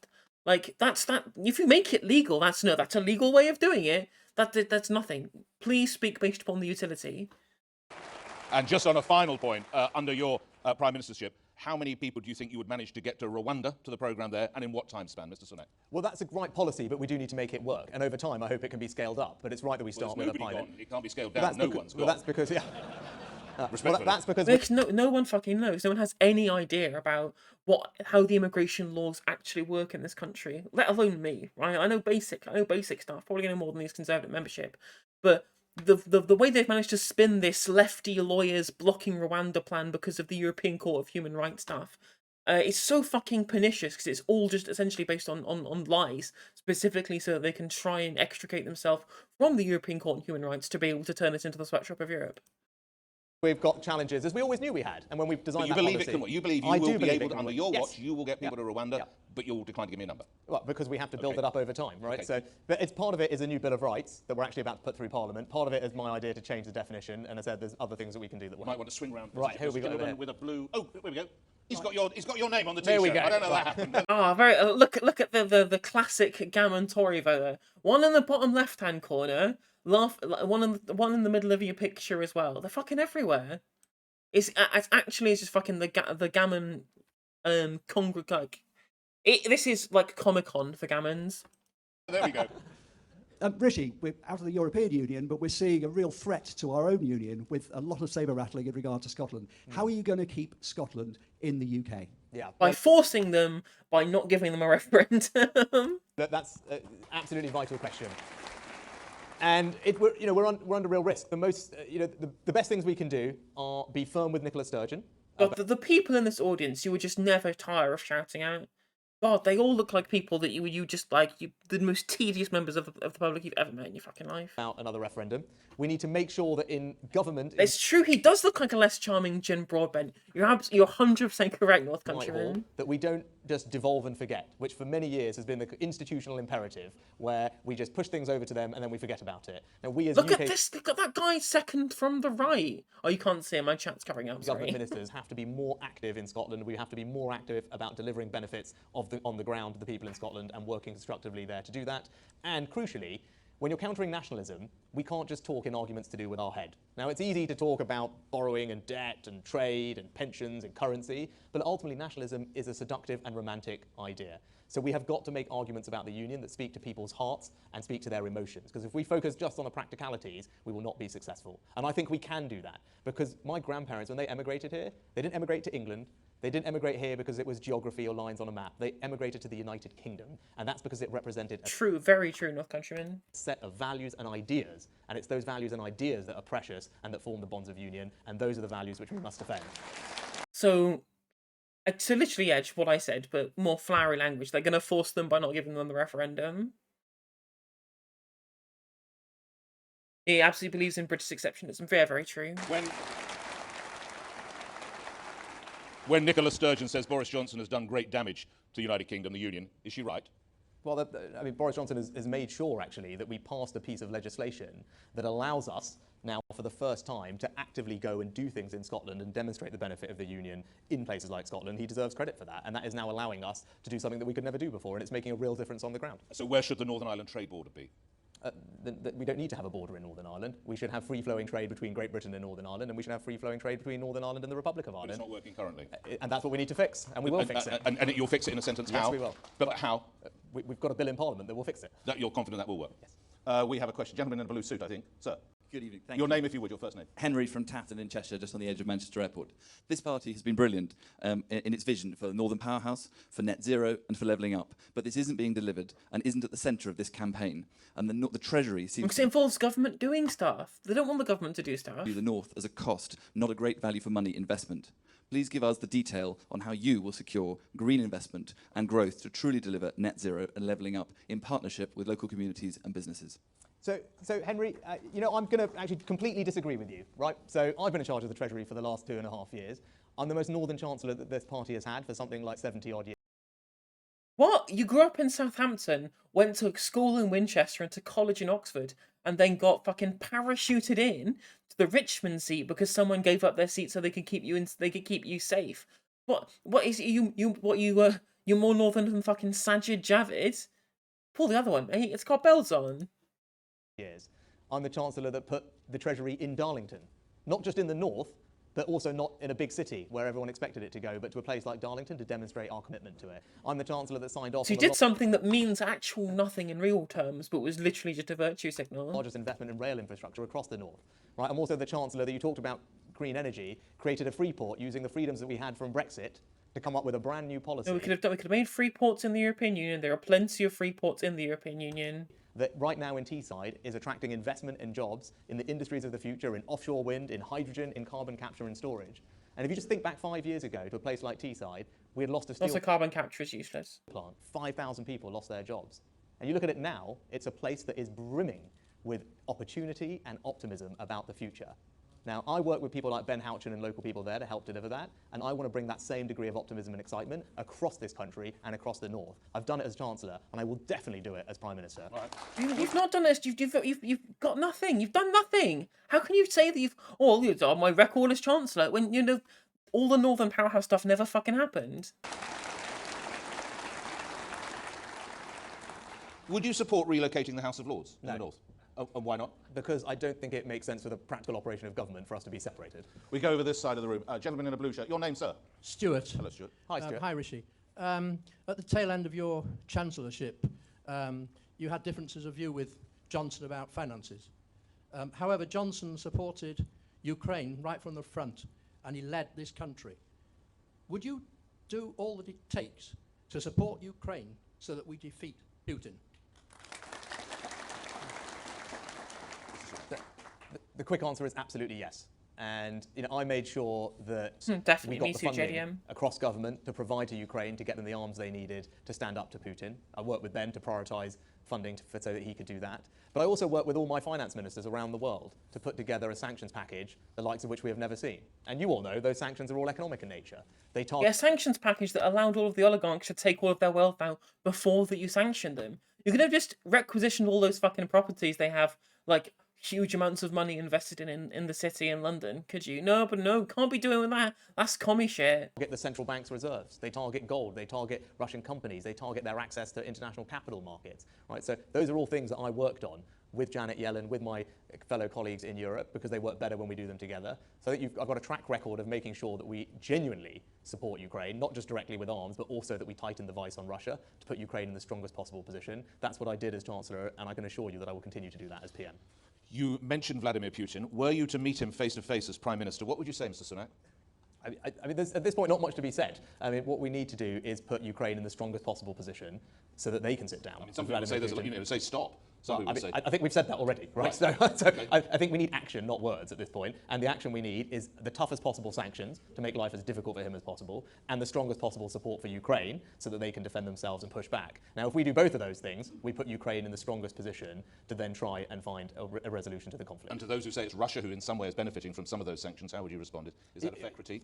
We need to find ways to do the sanctions in a more intelligent way, because ultimately... They're not intelligent now? Well, the problem with energy prices at the moment, we're all seeing it. We're all paying very high energy prices. So we are all paying a price. That is how we are all sacrificing to support Ukraine. And Russia is still able to make money from the energy, because in the short term, the prices are very high, and we haven't been able to completely remove ourselves from it. Okay. So, but what we can do, actually, and one of the things I was working on with my colleagues to smarter sanctions, is to look at whether we could put in place a price cap. So actually, if we could have a buyer's cartel in the world where everyone would agree to pay a fixed amount for Russian energy and enforce that through secondary sanctions, which we were working on how to do, that would be a way to make sure we get the energy we need at prices that are far better for us and deprive Russia of revenue that is funding its war effort. Now, that is not an easy thing to do, but that is the kind of evolution in the sanctions that we should try and do. All right, thank you for that. We're going to stay with the right-hand side of the room geographically, I assure you. Gentleman, again, in a blue shirt, I think, sir. Your name, if you would. Good evening, I'm Matthew from West Yorkshire. Hello. Rishi Sunak, you're a good salesman and you have many strong attributes, but many people continue to support Boris Johnson, who has delivered consistently through treacherous waters, and many people unfortunately see that you've stabbed him in the back. He is the man who made you as a senior politician, and some people don't want to see that in number 10. You're going to have to take... Yeah, literally, this was the guy who set up his own campaign website to be leader in November last year, before any kind of trigger process for Boris Johnson. ...the party in the country through another general election. And, I'm not quite sure entirely which planet you're on. David Davis, neither.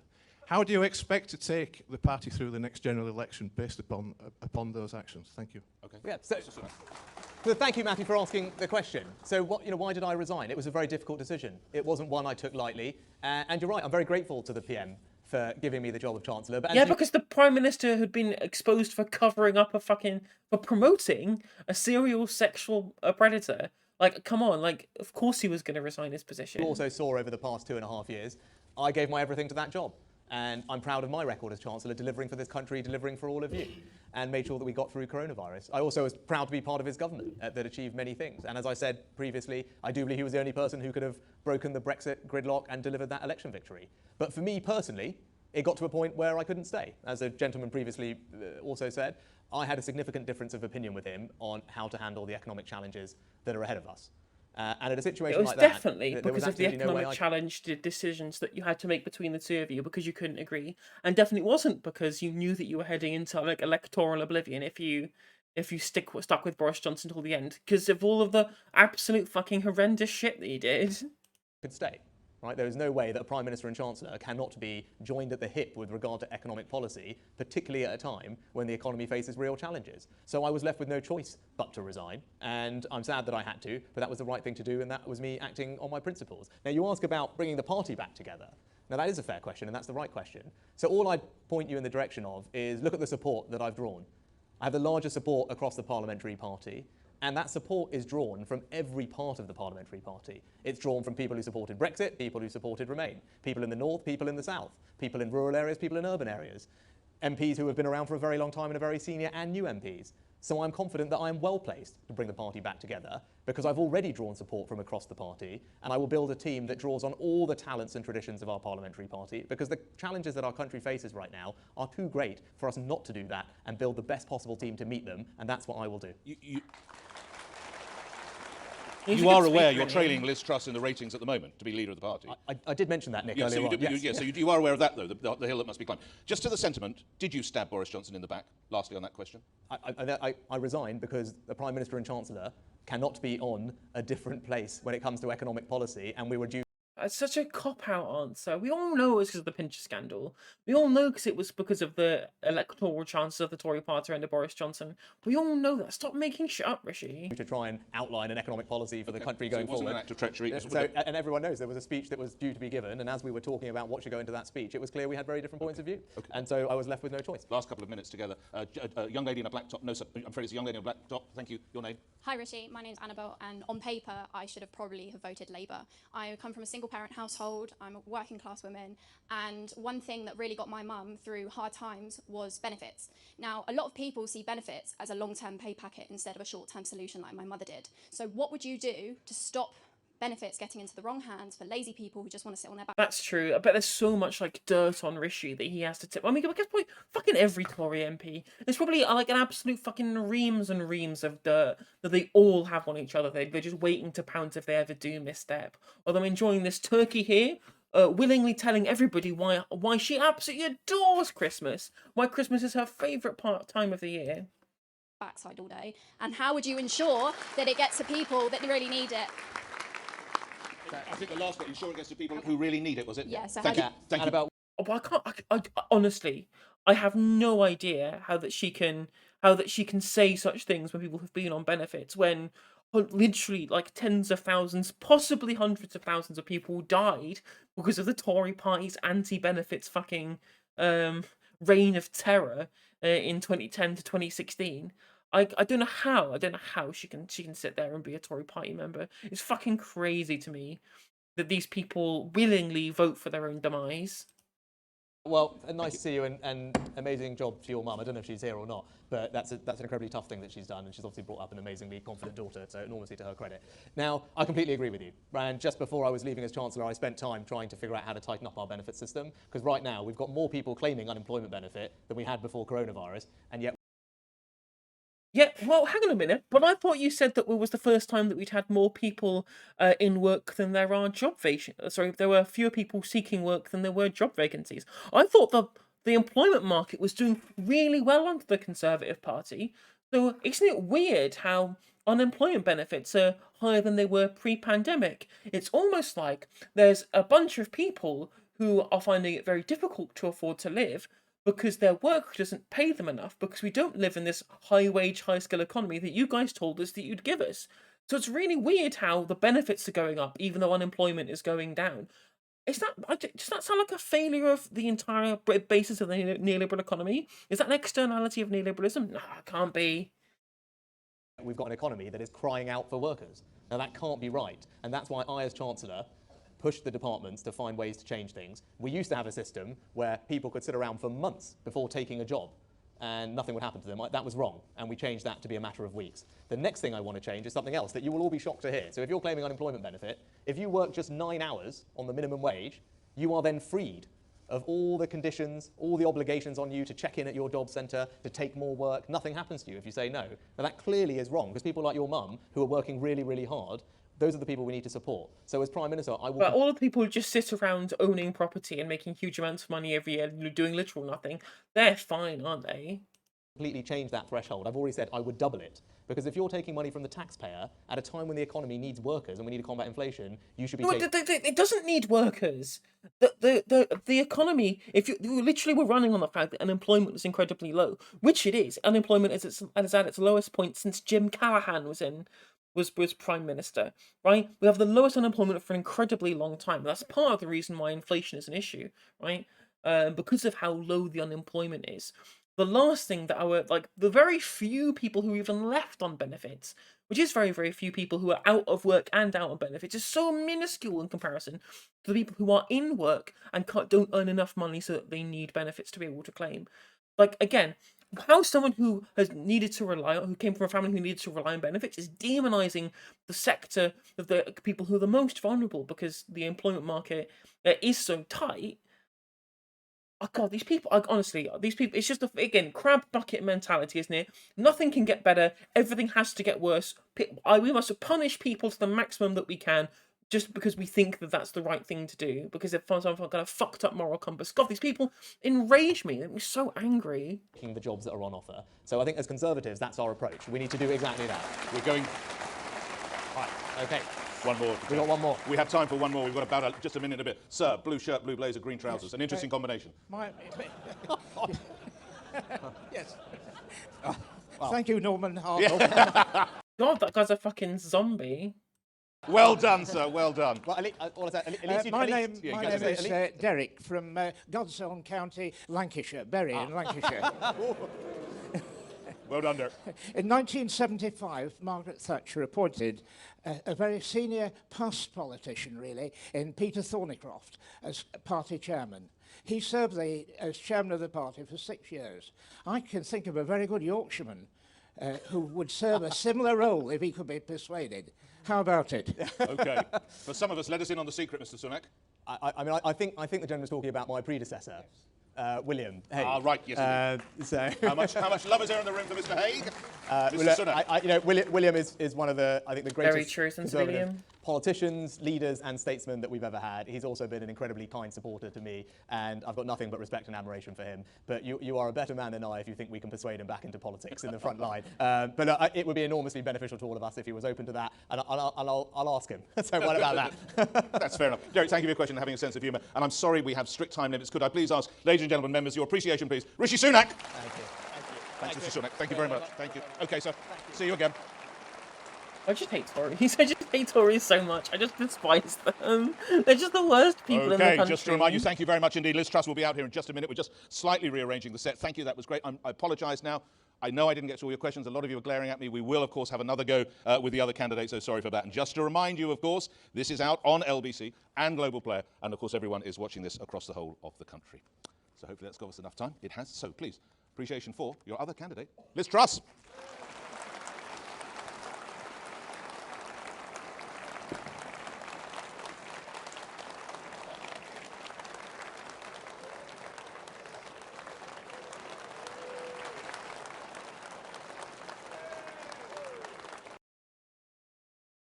She's doing the pork markets face again. A powerful entrance there. Lovely. So I was going to pork markets. get a kiss there. No, we'll leave that away. Well, all right. Well, there we go. While I've had a kiss from someone who's going to lead the Conservative Party, but that's another story. Thank you very much indeed. Question number one, Liz Truss. In February, the Kremlin put Russian nuclear forces on high alert. I have subs in chat. Why aren't you posting the pork markets emotes? Due to some comments that you made. If you were Prime Minister, would you accidentally walk us into World War III? Yes. Yes, she would. 100%. No doubt. No shot that she would.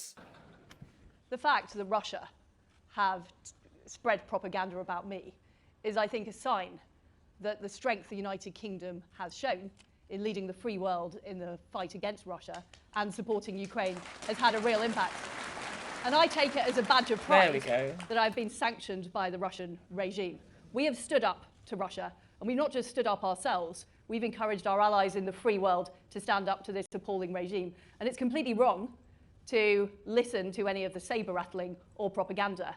The reason they're doing that is that Putin's evil plans to take Kyiv in a few days didn't work. And we were at the forefront of exposing the intelligence, showing what he was up to, disclosing Russia's plans that helped the Ukrainians, but it also helped us win the global argument. I hear you, but I remind you, nuclear forces. Did that not concern you, Liz Truss? Well, look, I don't believe that listening to Russian propaganda and repeating it helps to... Oh, we are so doomed. She's going to cause nuclear war. No! Save yourselves right now. Run away. ...deliver the Ukrainians' victory against Russia. Putin has said all kinds of things. There's been all kinds of saber-rattling. But what we've seen is that when the United Kingdom and the West have taken a tough stance, he has retreated. So yeah, just as long as you know which one's the Black Sea and which one's the Baltic Sea, then we're going to be... Oh, shit.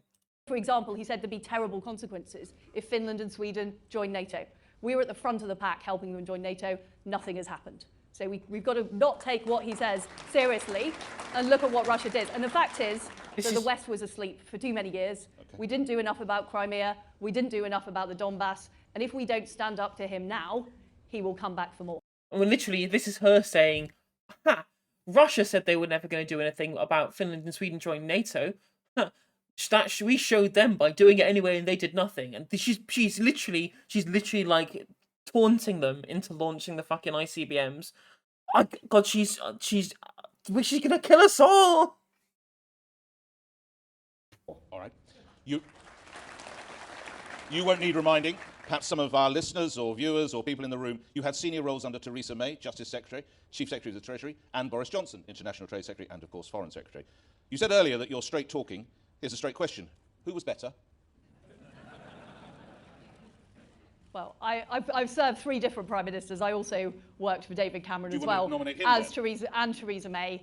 Look, put it this way, in the 2016 leadership election, after the referendum, I backed Boris first, and then I backed Theresa May once Boris had left the race. I've always been a fan of Boris Johnson. I think he did a fantastic job. Literally just telling the British public, who like universally hate Boris Johnson outside of the Tory membership, that she supports all the shit that went previously.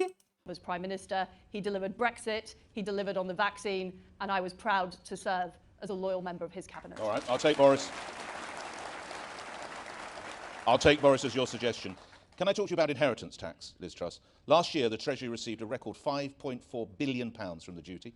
The Office for Budget Responsibility, OBR, says that could rise to a whisker under £7 billion in a couple of years' time. Many people call it a death tax. What would you do about inheritance tax? Well, I think our tax system in Britain isn't working. It's too complicated. It's even more complicated than the American tax system, which we know is a nightmare. So what I would do is have a complete review of the tax system. I want to make it fairer for families. So if people take time out of work to look after children or elderly relatives, they're not penalised. And I would also look at inheritance tax as part of that review, because I said earlier... What do you mean look at, Liz Well, I mean, I'd look at the overall tax. My policy on inheritance tax is spend it or lose it. If you don't spend it, it all goes to the state. Fuck off. Tax system in the round and make sure it's fair. And my view of fairness is we need to reward people who do the right thing, who work hard, who set up businesses, who earn money, and who want to pass it on to their children. So I would look at it again, but I need to look at it in the round. I've already made some immediate tax commitments, reversing the national insurance increase, keeping corporation tax low to attract investment into the United Kingdom. But I would look at the entire... That's not worked. We've had decades of low corporation tax, and it's not attracted businesses back. What we need is high corporation tax to force people to reinvest. Rishi is correct about this issue. Tax system, make it simpler and make it fairer for people who do the right thing. Does this not underscore what some critics say, in that you're promising a lot of tax cuts? You're talking about looking at inheritance tax. You promised the good folk of Leeds a metro if you can get there earlier this evening. Some economists say your figures just don't add up. You haven't got enough money to bring in. How would you respond? True. Yeah, technically, if you look back at all of the instances of dropping nuclear weapons, it has historically not gone very well. We don't have really good results on the externalities on dropping the most powerful weapon ever conceived by mankind. Well, first of all of the tax reductions I promised are costed. We have £30 billion available headroom in the budget. We'll still be able to start paying down the debt in 3 years. But it's a false economy to raise taxes because it can cut off growth. And we know that. No, that's just not true. That's just a straight up lie. Again, you have to be super fucking Rothbard brain to believe that. We know what Britain was like in the 1970s when we had high tax rates, we had minimum militant trade unions. Is it choked off economic growth and it led to a recession. So I don't agree with those people who say you can just keep raising tax and the money will keep rolling in. What will happen is people won't want to go out to work.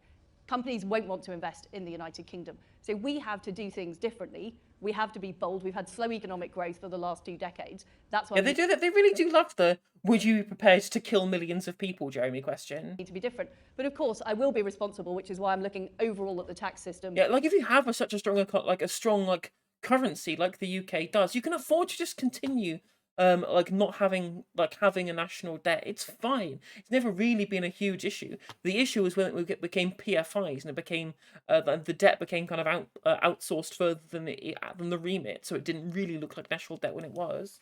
In the round, but I've made some immediate pledges that are fully costed. And what's more, they keep in turn with our manifesto commitment. I believe in doing what you say you will do. And I think it is wrong, and I raised this in Cabinet at the time, it's wrong to renege on a manifesto commitment when we had the money to afford that extra finance for the NHS you and would social never care. renege on a manifesto commitment.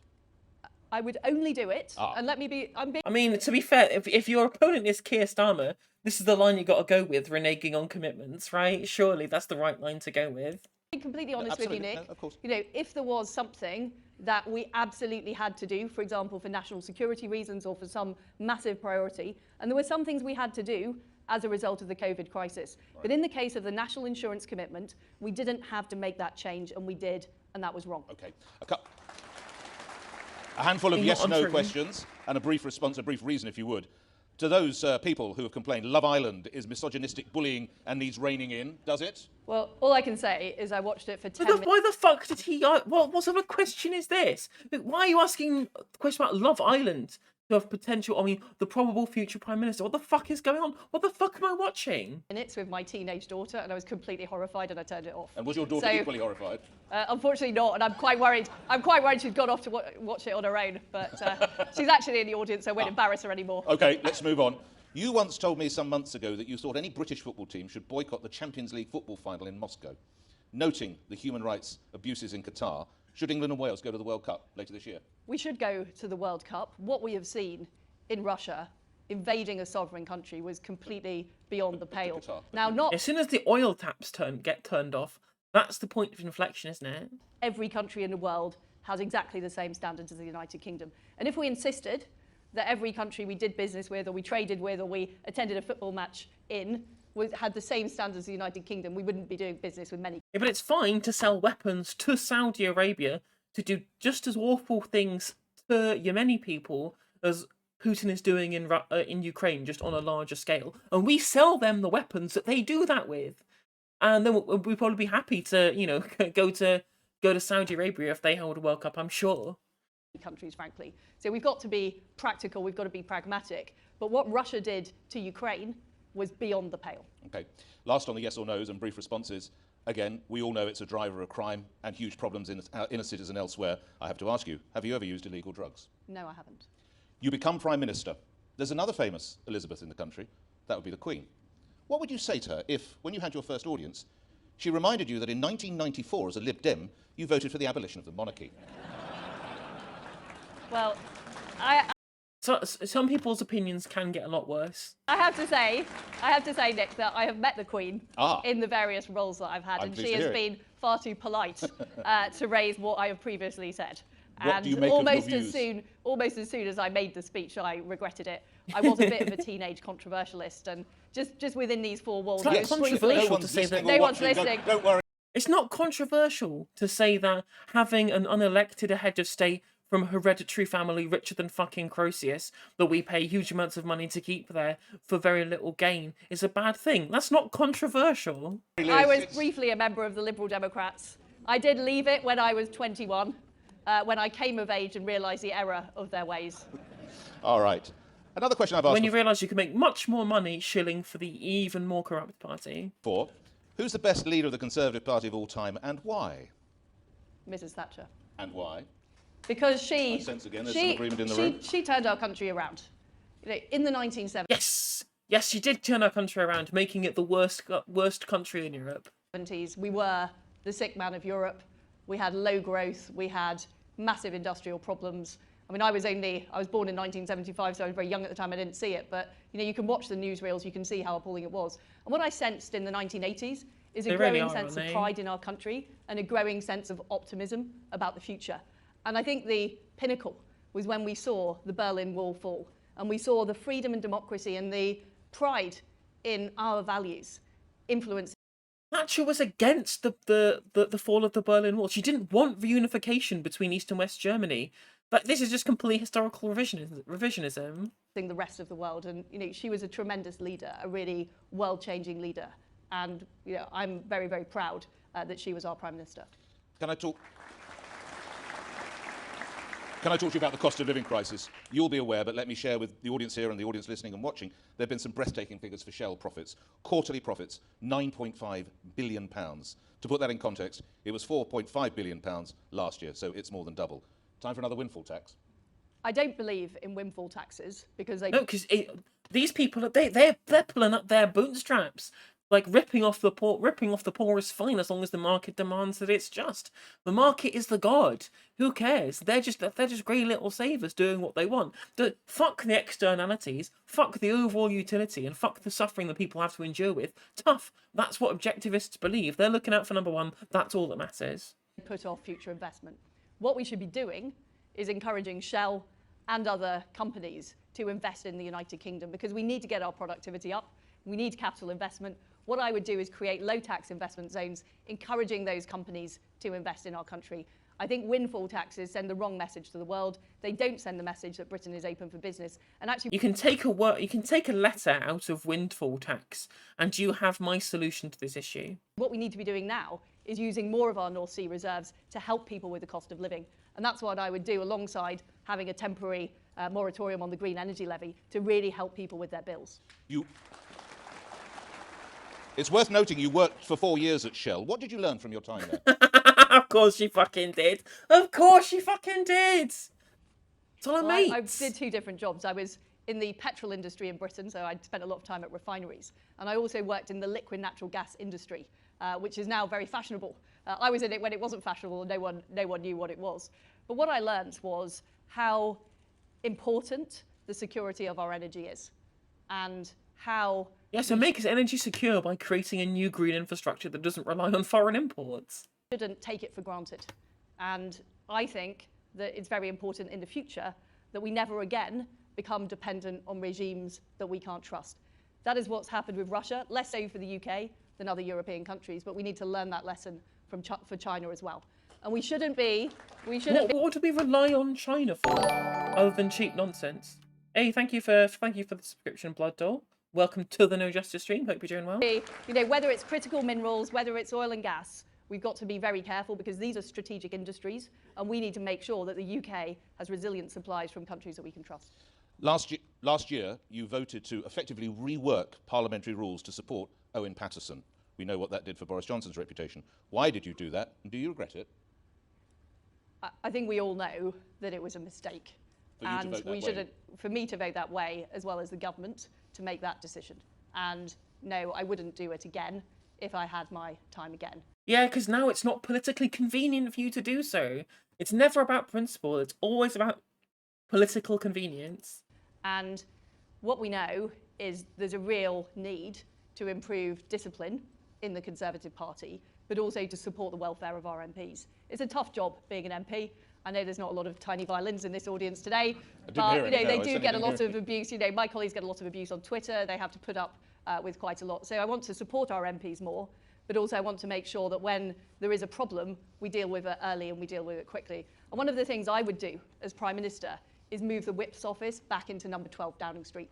They were moved out of number 12 Downing Street by Alistair Campbell and replaced by the press office, which shows the priorities of the Blair government. But we need to show that parliamentary democracy is what matters to us. Well, it's so frustrating that how bad, the inner workings of the Blair government was. That literally every time you want to attack Labour, you can just attack how shit Blair and Brown were. And that's good enough, because they were technically the Labour Party, right? So it doesn't matter who's in charge. You can just attack Blair and Brown on their many, many faults. And MPs are important, and we need that. Yeah, the unwashed masses challenging MPs on the shit that they say, where previously they were in the privileged position of never actually being challenged before on social media. Woe is me. Woe is me, I am having my viewpoints contradicted. Restoration of standards, discipline, but also support. If you're able to, I'd love you to do 2 quick questions in the 1 minute I have left remaining. A lot of people suggest Ben Wallace could bring a lot of support to whoever candidate. What would you say to the Defence Secretary to support your campaign, Liz Truss? Well, I've worked very closely with the Defence Secretary over the Russia-Ukraine crisis. He is incredibly impressive. He has led not just the UK, but also the rest of the free world in making sure Ukraine has the weapons they need. And also, he's right about the defence budget. But why You know, should we we do support- need to increase the defence budget. Well, look, I'm not going to tell Ben Wallace what to do, and believe me, he doesn't like being told what to do. So I think the best thing is to leave him to make his own decision. But, you know, I'm a huge fan of his. He's done a great job at defence. Got to ask you, score prediction for Sunday's big game, England v Germany. It's going to be 2-0 to England. Love it. And by the way, I'm planning to attend with the German foreign minister. So there'll be massive egg on my face if that doesn't come to fruition. Okay. And when did you last go to a women's football game? A few years ago. A few years ago, I went to Wembley. Okay, all right. Citation needed. I hope you have a success. We'll all be pulling for you, I know, and the England team on that. Your appreciation before your questions. Liz Truss, please. Thank you. And we're going to take questions now. And now it is over to you. And there is a lady with a floral jacket. And your name, if you would, madam. Rosemary. Hello, Rosemary. Your question to Liz Truss. I live in Seacroft, which is one of the poorest areas in I know Leeds. it well. How will your government put children at the heart of policy making to ensure, firstly, that they are given all the support they need to recover from the experiences of the last 2.5 years, and secondly, to ensure that the harms done to our children over the past 2.5 years are never, ever repeated? Well, when have the government, when have any, Conservative or Labour at this point, when have they ever given a shit about young people at all? First of all, other than use them as the think of the children style thing to be fucking homophobic or transphobic. You are right. We should not have closed our schools, and I think it has caused... We absolutely should have closed the schools. Fucking hell. A great deal of damage to children. And what we need to do is help children. So first of all, I would make sure we are supporting children in the early years, which are incredibly important. We need kids who get to school to be able to count, to be able to read, to be able to do all those basic things so they can... Yeah, like they literally already do. When was the last time you had children who just didn't have proper reading and writing skills that they got from being in the state school system? Benefit from a primary education. We need to focus more on getting English and maths standards up. It's still a case that 1/3 of our kids, when they leave primary school, do not have basic English and maths. And if you get to 11 without those basic skills, you are going to struggle later on in life to get a job. And look, I've got 2 daughters who were out of school during COVID. I know it was very, very tough for them. Again, that's a really frustrating thing that I find from politicians on the right who only ever treat education. The only kind of lens you're ever allowed to view education through is how well it prepares you for work. It's never about, you know, how much better a member of society you can be, how much more profitable it is as a society in general, from the kind of societal bonds that we share, if we're more educated and we're more able to critically think about the kind of things that we do. But of course, they don't want critical thinkers who are there who have the thoughts available to challenge authority. They only actually really care about having compliant workers who are just smart enough to be able to operate the machinery, but too dumb to challenge the fact that the system is broken. I know a lot of teenagers in particular are suffering from mental health issues. I'd want more mental health support available in schools, but also in GP surgeries to help children, and we need to put the extra effort in. I support the tutoring scheme. I think that was excellent. We need to do more of that. We need to make up for lost time with our children, because if we don't do that, we'll face real problems later on. Thank you for your question. Ms. Truss, a lot of, yes, indeed, show your appreciation or otherwise, of course. A lot of experts say that schools were vectors of infection. Wasn't it necessary for the safety of the school staff, the teachers, the caretakers, and the pupils? You say no.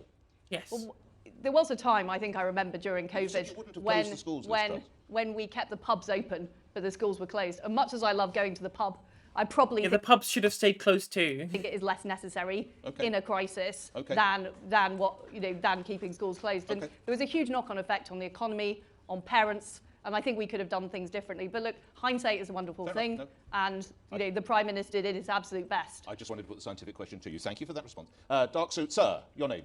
Good evening, everyone, and good evening, Liz. My name is Dieter. Hello, Dieter. Dieter, 2 questions, very small. One is the difference between North and South divide and levelling up. We know there have been cuts in HS2 rail links. What would you do if you become a... There we go, that's the fucker I was talking about there. Like, the one who has got his head tilted, like, slightly to the left from our view. This guy is just, like, the most Tory... I mean, that whole front row, those 3 that you can see just to his left, the most Tories you've ever fucking seen. Like, the whole fucking front row. It's just... My God, could you... Like, I could have put, like, Conservative voters into Dolly Mini and it would have produced these people.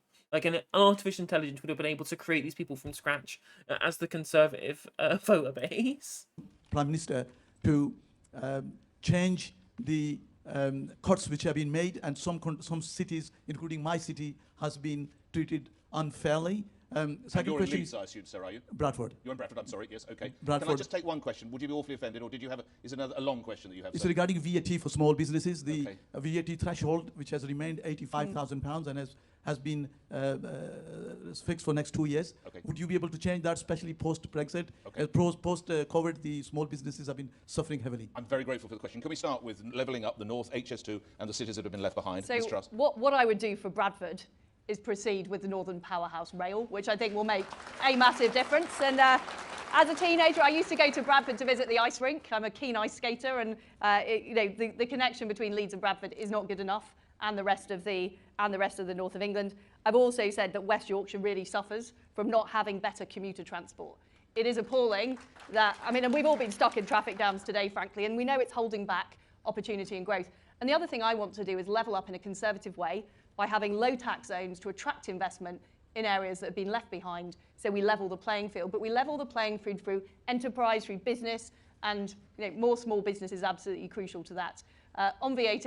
No, you do it through public works programs. We need to review the overall system of business rates. We need to look at issues like VAT. I know, right? It's so they just never ever get held to account. Everybody always plays softball with Tories, and it drives me up the fucking wall. We need fucking Paxman back. Do it as an overall part of the tax review, but my reductions on national insurance would help small businesses as well. Okay, just lastly, sorry, the applause come there, yes. On the weekend, your colleague Kit Malthouse described HS2 as a killer whale that could rip the arm off the next Prime Minister due to costs. How nervous are you about HS2? Or That sounds like a pitch. That sounds like a pitch by Kit Malthouse for a job in a new government, doesn't it? That he would be the man who could, and he's a very effective minister, of course, in controlling costs. But I was not sure, frankly, of the case for HS2, but we are where we are. We've signed the contracts, we've spent the money, and now what we absolutely need to do is make sure we get... Oh my God, yes, or on Reddit. ...value for money from it. But so he's right. He's right that we need to keep an eagle eye on costs. And just on these transport projects in general, they take far too much time to do. Why do they take so long? And, we have got a majority over... What the fuck do you know about constructing public works projects, Liz? Well, they take too long. How do you know what the timescale should or shouldn't be? 17. I want to pass legislation to speed up these projects. We're no longer part of the EU. We should use those freedoms to do things differently and get things done faster. How did the EU hold up HS2? Well, I know, for example, that some of the procurement rules add extra time. There's lots of domestic problems as well. I don't deny that, Nick. But there's no reason why we shouldn't be one of the fastest countries in the world to get projects done, and we certainly aren't at the moment. Okay, you don't need to get... I'm glad you work on transport project. That's cool.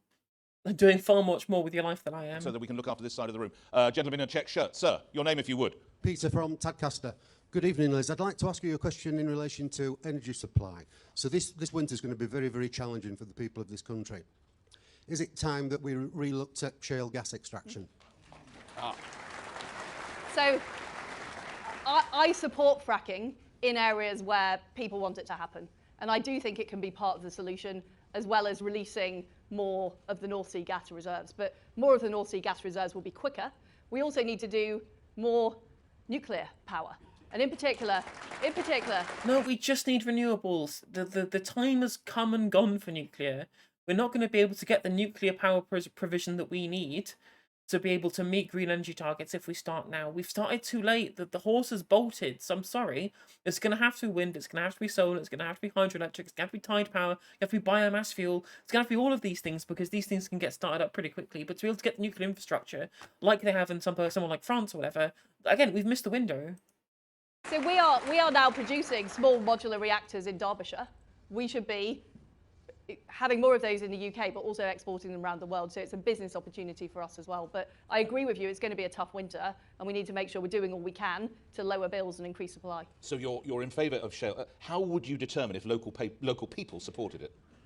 Well, you should only proceed if local people. Am I right? Absolutely. And so how would we work out? I also think that one of the ways that we gain local support is for people sharing the benefits of for example, gas extraction But would you or poll other... people? Would you send around asking them to vote? How would we We've know? got these things called councils who Yes, can assess indeed. You were in local a planning opinion. department, I think, once, yeah. Well, I was on a planning committee of the council, So it'd which be is left to not local the best authorities. experience I've had in my life. But local authorities, local MPs, we gauge public opinion that way. Okay, thank you for that. Again, don't need to move. Who are we with? Is it a young lady in a Yeah, no direct democracy ever. white jacket? Yes, please. I'll get out of your way. Hello, Liz. Thank you for taking my question.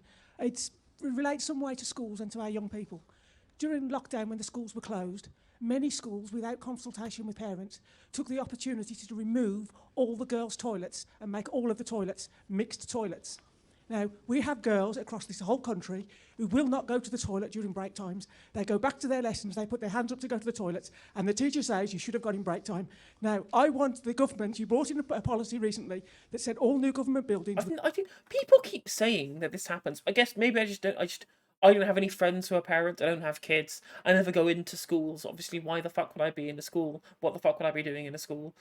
I've never heard of these schools that are full of nothing but unisex toilets. Like, I've never heard of this shit. Is it a big problem? Like, as far as I'm concerned, the solution that you do want, the two solutions that you want is have 3 sets of toilets, 1 unisex, and then 2 sex segregated ones as well.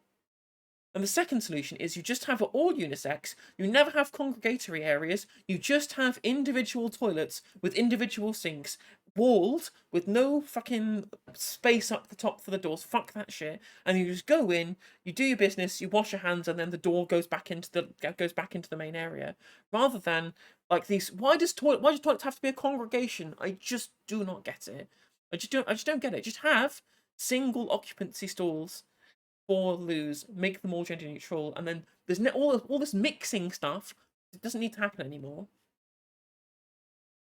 would have separate toilets for men and women. I want you to bring in a policy that guarantees that our daughters can go to a toilet in a safe environment in any school in this country. So, I completely agree with you. I have sought to clarify that as Women's Minister. I've been very clear that single-sex spaces should be protected, particularly for young people. It wasn't about protecting single-sex spaces. It was about making sure that single-sex spaces were delineated. Again, she's dog-whistling to TERFs. That's what she's doing. As well as vulnerable people vulnerable women in domestic violence shelters. That's not about... She didn't ask about fucking domestic violence shelters. Stop using this completely unrelated question to start attacking the needs of trans people to have access to inclusive spaces. Fuck off, Liz. Oh, God, just these people make me so angry. For example, and I can assure you, as Prime Minister, I would direct that to happen because our girls need... it's a difficult time being a teenager, being a young girl, and you should be able to have the privacy you need in your own loo. So I 100% agree with you and I would make that happen. Okay, and a lot of support. But what of a pupil who is transitioning? Where does he, she go to the toilet? They go to the toilet that matches their gender identity. There you go, simple as that. They have single occupancy toilets at the beach, yeah, exactly. Fucking Portsmouth is the single occupancy toilets, right? We don't have men's and women's loos at fucking festivals, do we? But what about a child who's transitioning? They use the toilet of the gender that they identify with. Very, very simple. Not a difficult question to answer, although I'm sure she'll try and garble out some transphobic nonsense. First of all... I asked, do we have boys, girls, and another? First of all... No, if you're a trans girl, use the girls' loos. Simple. Not believe that under 18s should be able to make irreversible decisions about their own bodies, that they might... That's not the question that he asked. Like, yeah, JDM, you got there first. You beat me to it. Like, what the fuck is she talking about? First of all, the NHS guidelines explicitly state that you can't get transition therapy if you're under 18. You have to be over the age of 18 to have any of these fucking irreversible changes that she's talking about. The only thing that you can get is puberty blockers to make sure that once you do get to that age, you can have that. You have that time to choose before your natural puberty changes things that are going to be irreversible moving forward, right? Should you continue to remain to be trans, right? Yeah, exactly. It's just dog whistling. It's just turf dog whistling. This really is. The media have been incredibly smart in the way that they've done this to try and... Because they've always asked the what's a woman question to use transphobia as this kind of culture war issue.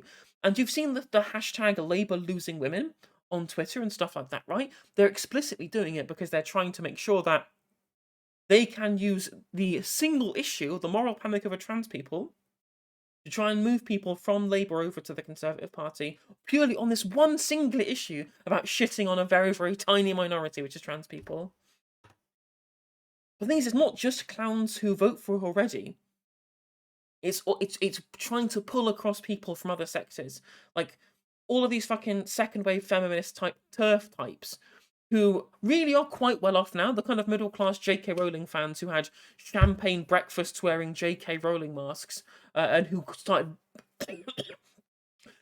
boycotting Waitrose because of Kelly J. Keane Minshall, right? These people have previously voted around the political spectrum because they're fucking middle class shit lib types. But they're going to get pulled into voting Conservative because they've taken a moral stance on this wedge issue. They might come to regret later.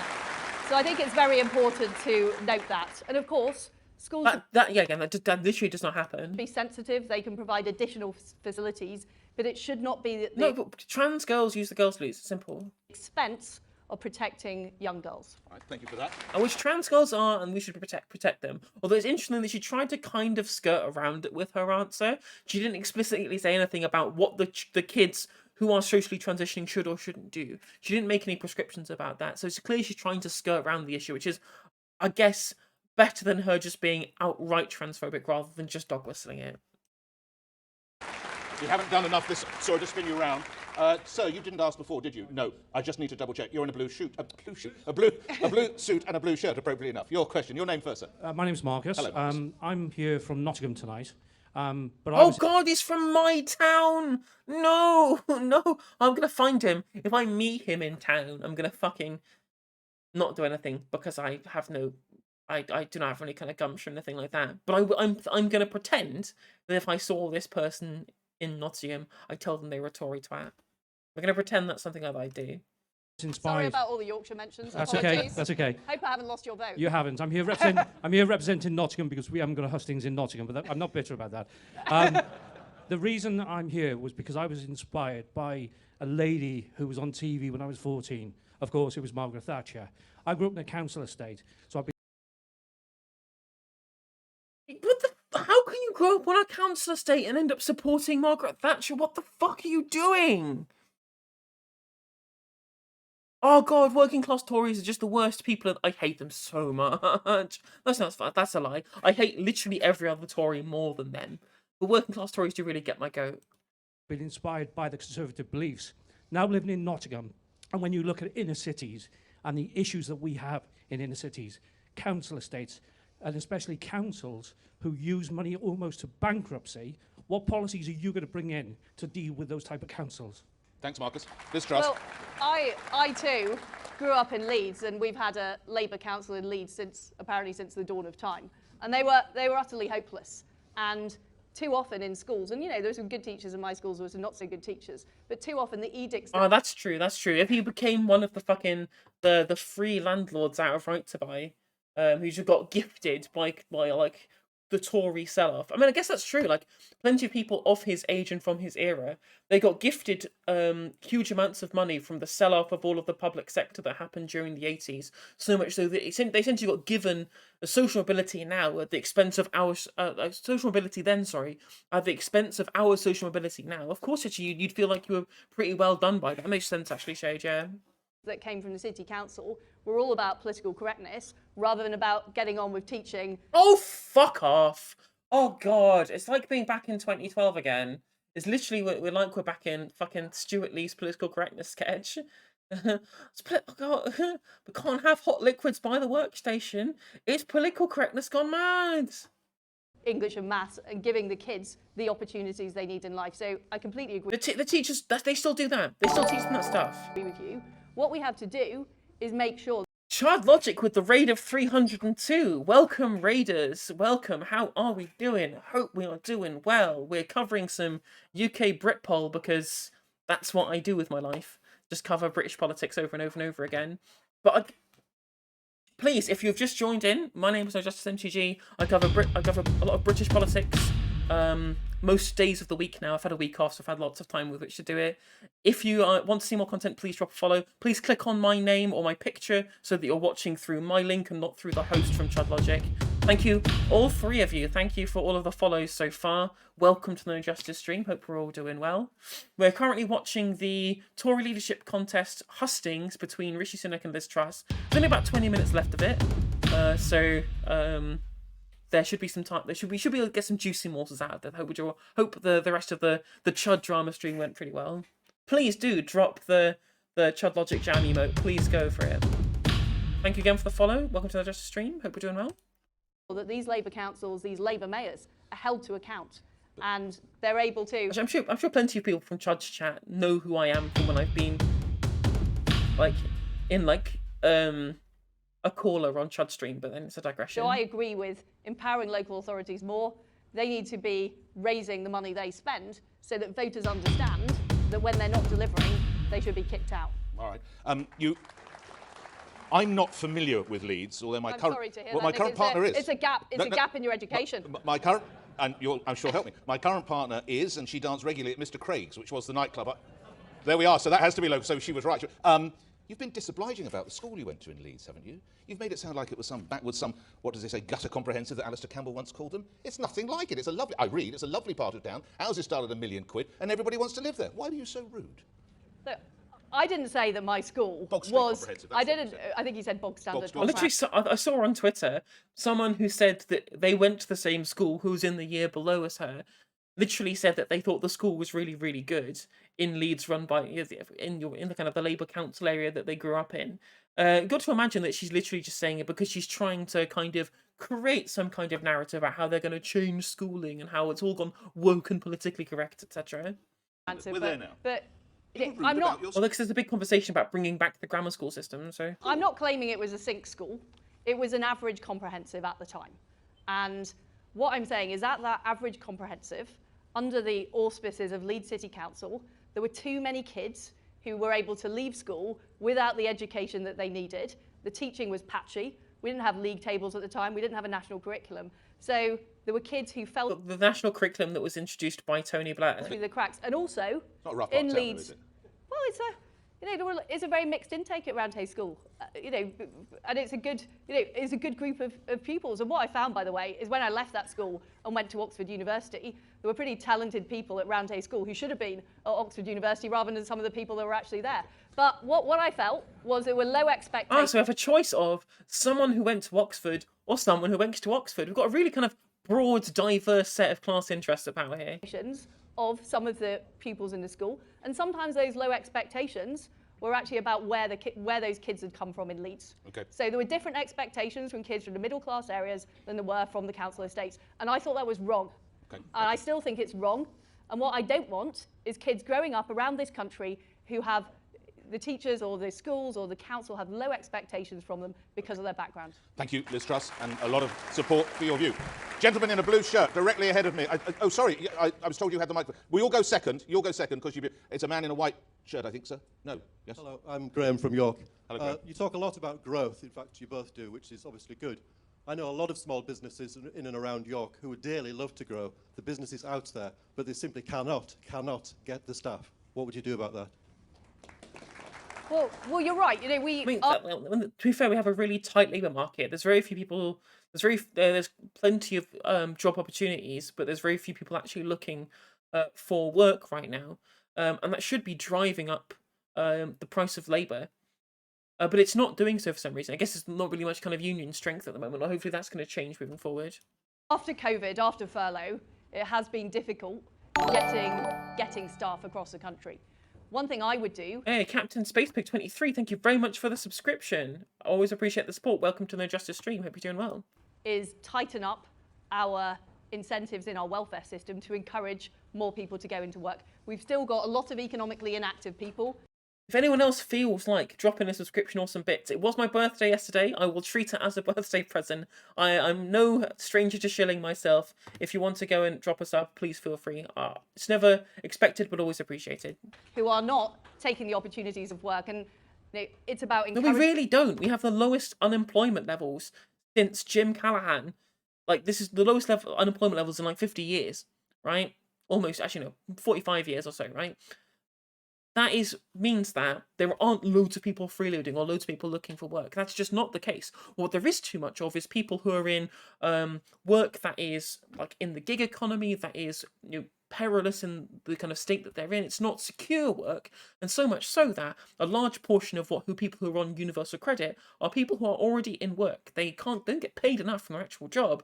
They have to get paid additional. Their wages are supplemented by the government. So this should be coming out of the actual company itself, but we're having to subsidize it through the states, through the exchequer.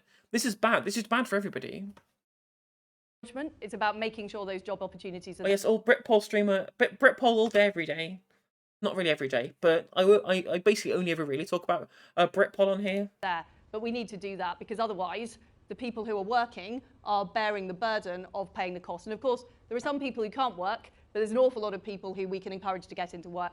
And I work very closely with Therese Coffey. I know she's looking. And as I said previously, like the whole thing about the switch from Callaghan to Thatcher was Thatcher's explicit policy at managed unemployment to try and drive down inflation. And considering that they're trying to get even less unemployment now, we're trying to get us even closer to like full employment in a time of like very, very high inflation. It seems like bad economics to me. Looking at this issue, but that is what we need to do. We need to train up more people in the types of skills that we need, and we need to make sure the incentives are there to get people into work. What impact, if any, has Brexit had on the labour market? Well, these problems that the gentleman has just been talking about, they're global problems. They've got the same problems in the United States, in Canada, and across the world, because we are all suffering from the global economic shock caused by COVID. Would not some of the so farmers I don't you believe referenced earlier say they miss some European workers? You mentioned in your earlier speech, Liz Truss, are they not missing in Europe, they are also struggling to get workers on their farms as well. What we have is the Seasonal Agricultural Workers Scheme. I support that. I think we do need to make sure there are available people to work on our farms. I talked earlier about my passion for British food. I think it is important that we open up those schemes, you know, on a temporary basis, on a seasonal basis, to bring those people into the country. But this is not a problem that's unique to Britain. It's a problem across Europe. It's a problem in Canada, America, and around the world. All right, last 2-3 minutes. So, white polo shirt, sir. Thanks for the follow, Amaranth. Not the Amaranth, obviously, but thank you very much for the follow. Welcome to the No Justice stream, as always. Your question to Liz Truss. I'll get out of your way, Mr. Truss. Hi, so Alex, living in Leeds from Birmingham. Quick question about child benefit. So at the moment, it currently tapers off when one earner in the house earns above 50k. There's quite a big range of combinations of earners within a household, especially with people that earn 50k that do or don't have student loans as well, which makes up quite a big difference. I'm so hard done by, because I earn 50k and I might lose my child benefit. I can't believe anybody who earns 50k. I promise you, you are not hard done by. You earn almost double the median wage. Absolutely fuck off. We do not need the state to supplement your childcare when you earn £50,000 a year. Jesus fucking Christ. Unless you live in London, maybe your housing costs are so high that 50k isn't enough for all of your childcare costs at the same time, but even so. Difference, and especially when one of the earners goes on maternity leave and can... Captain Space Pig, the best... other British political streamers are Lonabox and Kevin Logan. As for YouTube channels that deal with British politics, you want Novara Media. They're the best place to go. You know, have quite a big impact on the household income. Is that something that you'll look into if you were leader? As I mentioned earlier, I want to review the tax system to make sure it's fair for families.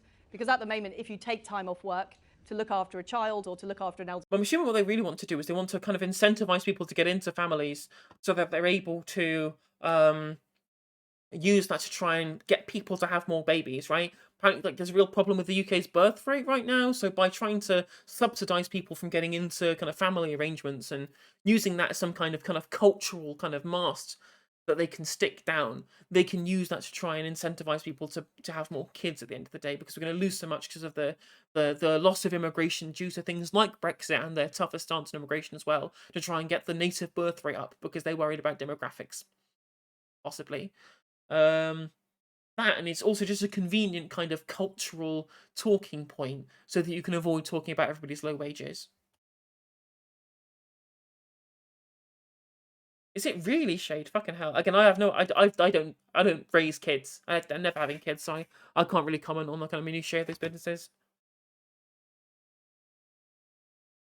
Another person who does good British political content on Twitch is Queen Janie. I recommend her as well. She's a liberal rather than a leftist, but she covers plenty of current events, and I think she's really fair in her analysis. So, relative, you are relatively penalised in the tax system. So I want to look at that, and we need to make sure the tax system works with things like child benefit, so it's fair.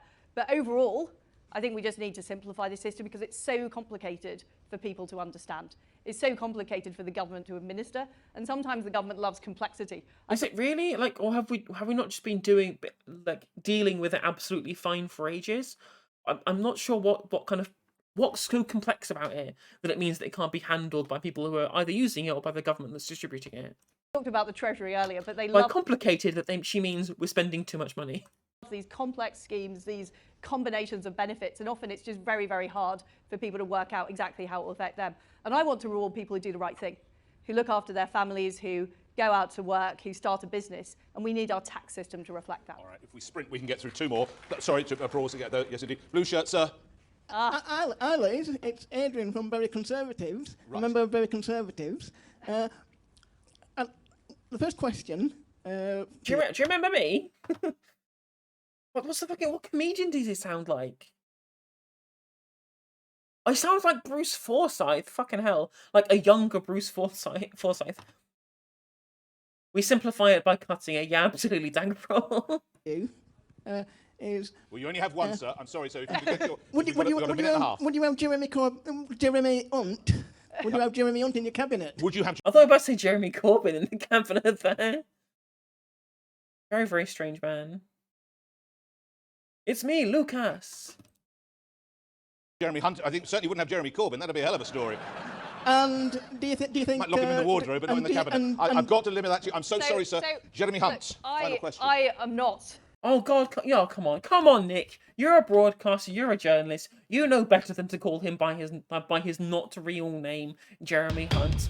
You know what his real name is. Call him by his proper name. Come on. You're a broadcaster. You should know what his name is. Thinking at this stage about cabinet jobs, but what I can reassure you is I will make sure all of the talent of the Conservative Party, whichever part of the Conservative Party they're from, are on the front bench. And it will be on the basis of can they deliver? Are they going to be the people to get the waiting list down in the NHS? Are they going to be the people who are going to stand up to Russia? Are they the people who's going to shake up the Treasury and deliver the investment we need across our country and cut taxes? That is what I will base my decision on about who is in the cabinet. And the final question, we're going to swing round to here. I think it's a young man. Sir, would you stand up and give us your first name, sir? I'm Patrick. Hello, Patrick. Hello. We spoke a lot about tonight about working people subsidising those who don't work. Well, in this country, we have a massive amount of people who don't work. Pensioners who have their triple lock subsidised by people who do work. And when increasingly young people can't afford to buy a house. We have a fucking rubbish state pension. Like, for a very long time, I was against a triple lock. I felt like for too long, basically every single government that we've had has explicitly tried to pander to pensioners and pander to boomers as a kind of voter demographic. But then I looked at how our state pension compares to like the rest of Europe and other places, or like superannuation that you get over in Australia, and I realised that we're just rubbish. Like I don't really like, but we spend so much of our budget on pensions as well. It's an absolute fucking mess. It's almost like moving from our defined benefit pensions from the private sector towards defined contribution schemes has really screwed things up. Like I was reading, there's a video I did on my channel. Thank you for the follow, Petra from Cozy TV. There was a video I did on my channel previously, a segment I did about some guy who had like a £6,000 a month private sector pension. £6,000 including his private sector pension, his state pension, and money that he got from investment as well, because he was a landlord. I was like, he gets so much money from this private pension, and for me to be able to retire with that same private pension that he got from working when he started working, 40 years ago or whatever, I'd have to retire at 88. Right, that's how different the pensions are between then and now. So the idea that we should get rid of the triple lock, I think it would be really kind of electorally unviable for the Tories right now to do it, considering that even now everybody, like the Tories kind of the public perception of the Conservatives is so low, they might even start losing boomer votes to Labour, which is absolutely unconscionable if you think of it from a kind of electoral demographic reasons. So I think they wouldn't end the triple lock, even though I think they probably want to. Rent's going incredibly high. Because usually they could get away. They could usually get away with something that negatively impacted pensioners. But as soon as the Conservative Party start looking weak, they start, absolutely hemorrhaging votes because of it. Look at the dementia tax in the 2017 election, right? That was a really poor policy prescription, but lost them a bunch of their core voter base whilst they were looking weak. If they were a really strong party, if they had, huge support in the polls, they could probably change their tactic around a triple lock on pensions. But now I don't think they can afford to do so. National insurance hiked, so it's becoming increasingly hard to work. But people who own their houses, paid off their mortgages, and have a lot of money in wealth and equity aren't paying. Why are you a Tory, you little shit? And if you know full well that the reason why we're in this mess with regards to how much people pay in rent, the national insurance rise, how much money has been kind of siphoned up and been kind of accumulated in assets amongst one generation of older people, right, of pensioners. That is explicitly down to the Conservative Party. Why are you a member of this party? They've literally done this, not just done this because of as an externality. They've explicitly tried to create this situation. It's been engineered by the Tories to solidify their voter base amongst people who own a bunch of property equity. I can't. Why are you a member of this party who've made your life worse for the reasons that you have completely identified in this little rant that you've done? Whilst working people and young people pay for them to sit at home and watch daytime TV. Well, not a universally popular view, Liz Truss. Well, first of all... Well, yeah, exactly, quite. Can I say, this is one of the many reasons that we need to reverse the national insurance increase, because we shouldn't be penalising families and working people. And, older people have a huge contribution to make to our society. What I think is that we should be helping the contribution they make to society is being your voter base, providing you with the votes that you need to be in power every single time there's a general election. People work if they want to work. And I think we could do things like more part-time jobs. So in other countries, people tend to gradually wind down into retirement. In Britain, there sort of is a cut-off. And I think people who are older in the population have a great deal to contribute. Literally, let's work old people to death. Oh, this is a great policy, isn't it, Liz? Let's fucking go. We're really going to alienate your voter base with that one. But unfortunately, she can't put, again, the actual point that he'd raised about kind of the accumulation of property asset wealth amongst the boomer generation. She can never, ever, ever, ever challenge the orthodoxy of the Thatch years and the orthodoxy of the kind of neoliberal hegemony over this particular issue. She can't come back and say, yeah, no, we need to have a look at the way in which we can make sure that housing prices go lower so my voter base lose a bunch of property equity, because they gain far more, right? Especially if they're the Conservative members, right? Not just Conservative voters, but Conservative members. They gain far more by continually raking in money from property equity, whether they be landlords or property developers or just somebody who plans to sell their house to pay for their own social care. That is far more lucrative for them than anything they get from the state pension. They would have all of the locks on the state pension removed before they would ever, ever, ever support any policy that might reduce the price of their house. 48 years of contribution just for Liz to tell you to get a part-time job. Yeah, exactly. So what I would like to do is see what financial encouragement we can give to get more people working part-time and to help in the economy. And just on the subject of houses, what would they do? Can I just say... Have I got to go and work at B&Q now when I'm 70? How old are you now? I'm in my early 60s, Miss Truss. Well, you've got another... take Nick Ferrari, he's got another 30 years on the clock. Don't you think? Don't you think? You can immediately see that everyone's just like, what the fuck is she saying? This is the weirdest moment of the hustings so far. And we've left it right for the end. We've ended on a banger. Let's fucking go. Make the old people work longer. Do more work, oldies. Come on, chop, chop. I know that's this the reserve army of Labour all over again, right? Otherwise known in the industry as doing a Macron. How would you financially incentivise them to go and work at home base? You know, there are things we could do. I'm not talking about working at home base. I think people have huge. By the way, I don't denigrate working at home base either. But there are lots of roles that people can take up. And what I think is people have a huge contribution to make to our society. People are living longer. And one of the great things that we did under the David Cameron government is remove compulsory retirement, so people are able to choose. And I think that's really important. But on house building, the problem is we've had these top-down targets, which are decided... The Stalinist targets, as she put it in an article that she did previously. She called house building targets Stalinist. I shit you not. In Whitehall, what I want to see is much more bottom-up, locally driven housing to make sure we do have the houses so that young people can get on the housing And are ladder. too many people sitting on their backsides watching Love Island, as the colleague suggested there? Yes or no? No, no. Whoa. He said daytime TV, not evening TV.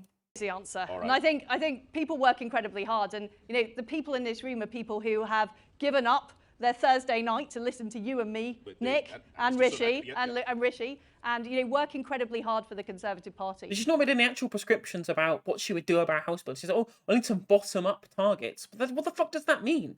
Tell us that you need to change planning regulations. Tell us that you need to build more social housing, which of course she's never going to do because that completely conflicts with her objectivist political philosophy, right? We need more social housing. As I've said in a TikTok that I did earlier today, actually. You know, in the period up until 1975, we were building hundreds of thousands of council houses a year. How many are we building? Literally like hundreds of times less than that nowadays.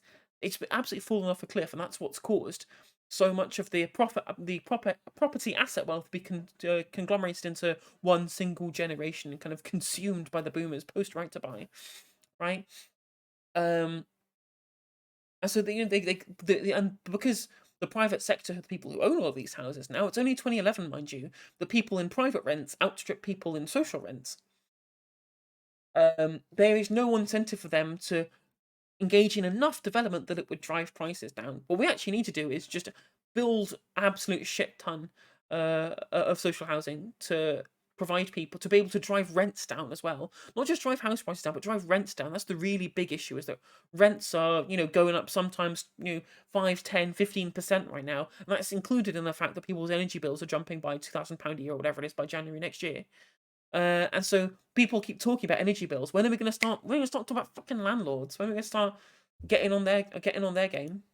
And we have a great voluntary party. We have fantastic people that work for charities. Okay. But what we need to do is encourage that and get off people's backs so they can spend more time doing things that contribute. Let me get off my backside and ask you all to... Oh God, she's really answered that question hilariously badly. Appreciation for Liz Truss, if you would. Thank you. Thank you very much, Liz. Thank you. Thank you. See you again. See you. Thank you very much indeed. Liz. I hope you've got another 30 years on the clock. Of course I have. If you demand it, it will happen. Yes. Liz Truss, thank you very much indeed. Thank you. No comment. £800 for a 2-bed flat? What the fucking hell? Yeah, the mortgage obviously is always going to be cheaper, but... I mean, that's true. I mean, like, essentially what's happened a lot of the time in London is that so much of the property in London, it's not Chinese, it's usually actually Russian oligarchs and investment, just in general, regardless whether it's foreign or domestic, too much of the property in this country is being monopolized and bought up by private equity firms who are using it as a speculative investment rather than, you know, a place to live. And because people, and there's like TSB buying up entire like rows and hamlets full of houses so that they can gain a monopoly on the market and drive prices and rents up even further. Like Lloyd's TSB engaging in it, just like BlackRock are engaging in a similar thing over in the United States, because the supply of it is so inelastic, but mostly due to planning regulations, but also just to do with timescale, right? It takes a long time to build new houses, whether or not you have the planning permission or not. So the supply being so elastic to deal with the ever-increasing demand means that once you have that monopoly, it's really easy to maintain the prices on these things. And then, yeah, using it as a speculative investment over time, because they know the more people that they can extricate from owning their own house increases the further demand for rental accommodation, thereby increasing competition, driving up rents overall, which drives up house prices, puts more people into the rental sector, and it's this kind of self-perpetuating cycle. It's really bad. Is there anything left of this particular video? All that remains. Thank you very much again. I apologise. I know so many more of you wanted. I'm very sorry. I did as best as I can on behalf of Peter Booth, on behalf of Andrew Stevenson, and I know on behalf of the two candidates. Thank you, as we just heard, for giving up your Thursday evening. Please. Another issue with landlordism is that interest rates have been historically low for far too long, and investors have been kind of drunk, really, on low interest rates to be able to incredibly cheap buy-to-let mortgages once they have the ability to get enough investment for the down payment. It's incredibly cheap credit. Unfortunately, on an incredibly necessary resource that poor people are now having leased back to them extortionate prices. Make your way home safely. And because it's necessary for everybody who's got their money invested into that system to continue driving prices up, to continue making sure that that asset continues to accrue value. It means that more and more people from the working classes or whatever find it even harder to get onto the property ladder, as the kid in the audience was saying. And thank you for being such a super audience. Thank you very much indeed. And that is the end. That is the end. Well, that was an absolute shambles, but Rishi definitely looks better on essentially every single issue than Liz Truss. Liz Truss, we found out she wants to make old people work. She wants to go into toilets and make sure that she knows who should be using it and who shouldn't. Yeah, they are incredibly fucking old. There's Tory membership in it. Of course it's going to be old. We also learned that Liz Truss wants to start nuclear war. So she looked pretty bad, whereas Rishi was... And she also wants to make inflation worse by making sure that unemployment goes even lower, and she's going to cut a bunch of taxes as well. So Liz Truss is going to destroy the country. That's what we found out. And Rishi Sunak wants to do mostly bad things, but also wants to continue with his rise in corporation tax, which would be a good thing, which would be the singular good policy that he has. So I have very little confidence in what's going to happen in the future for this country, because they're almost certainly going to elect Liz Truss. She only ever has to appeal to the Conservative membership. So we're at the behest of them, unfortunately.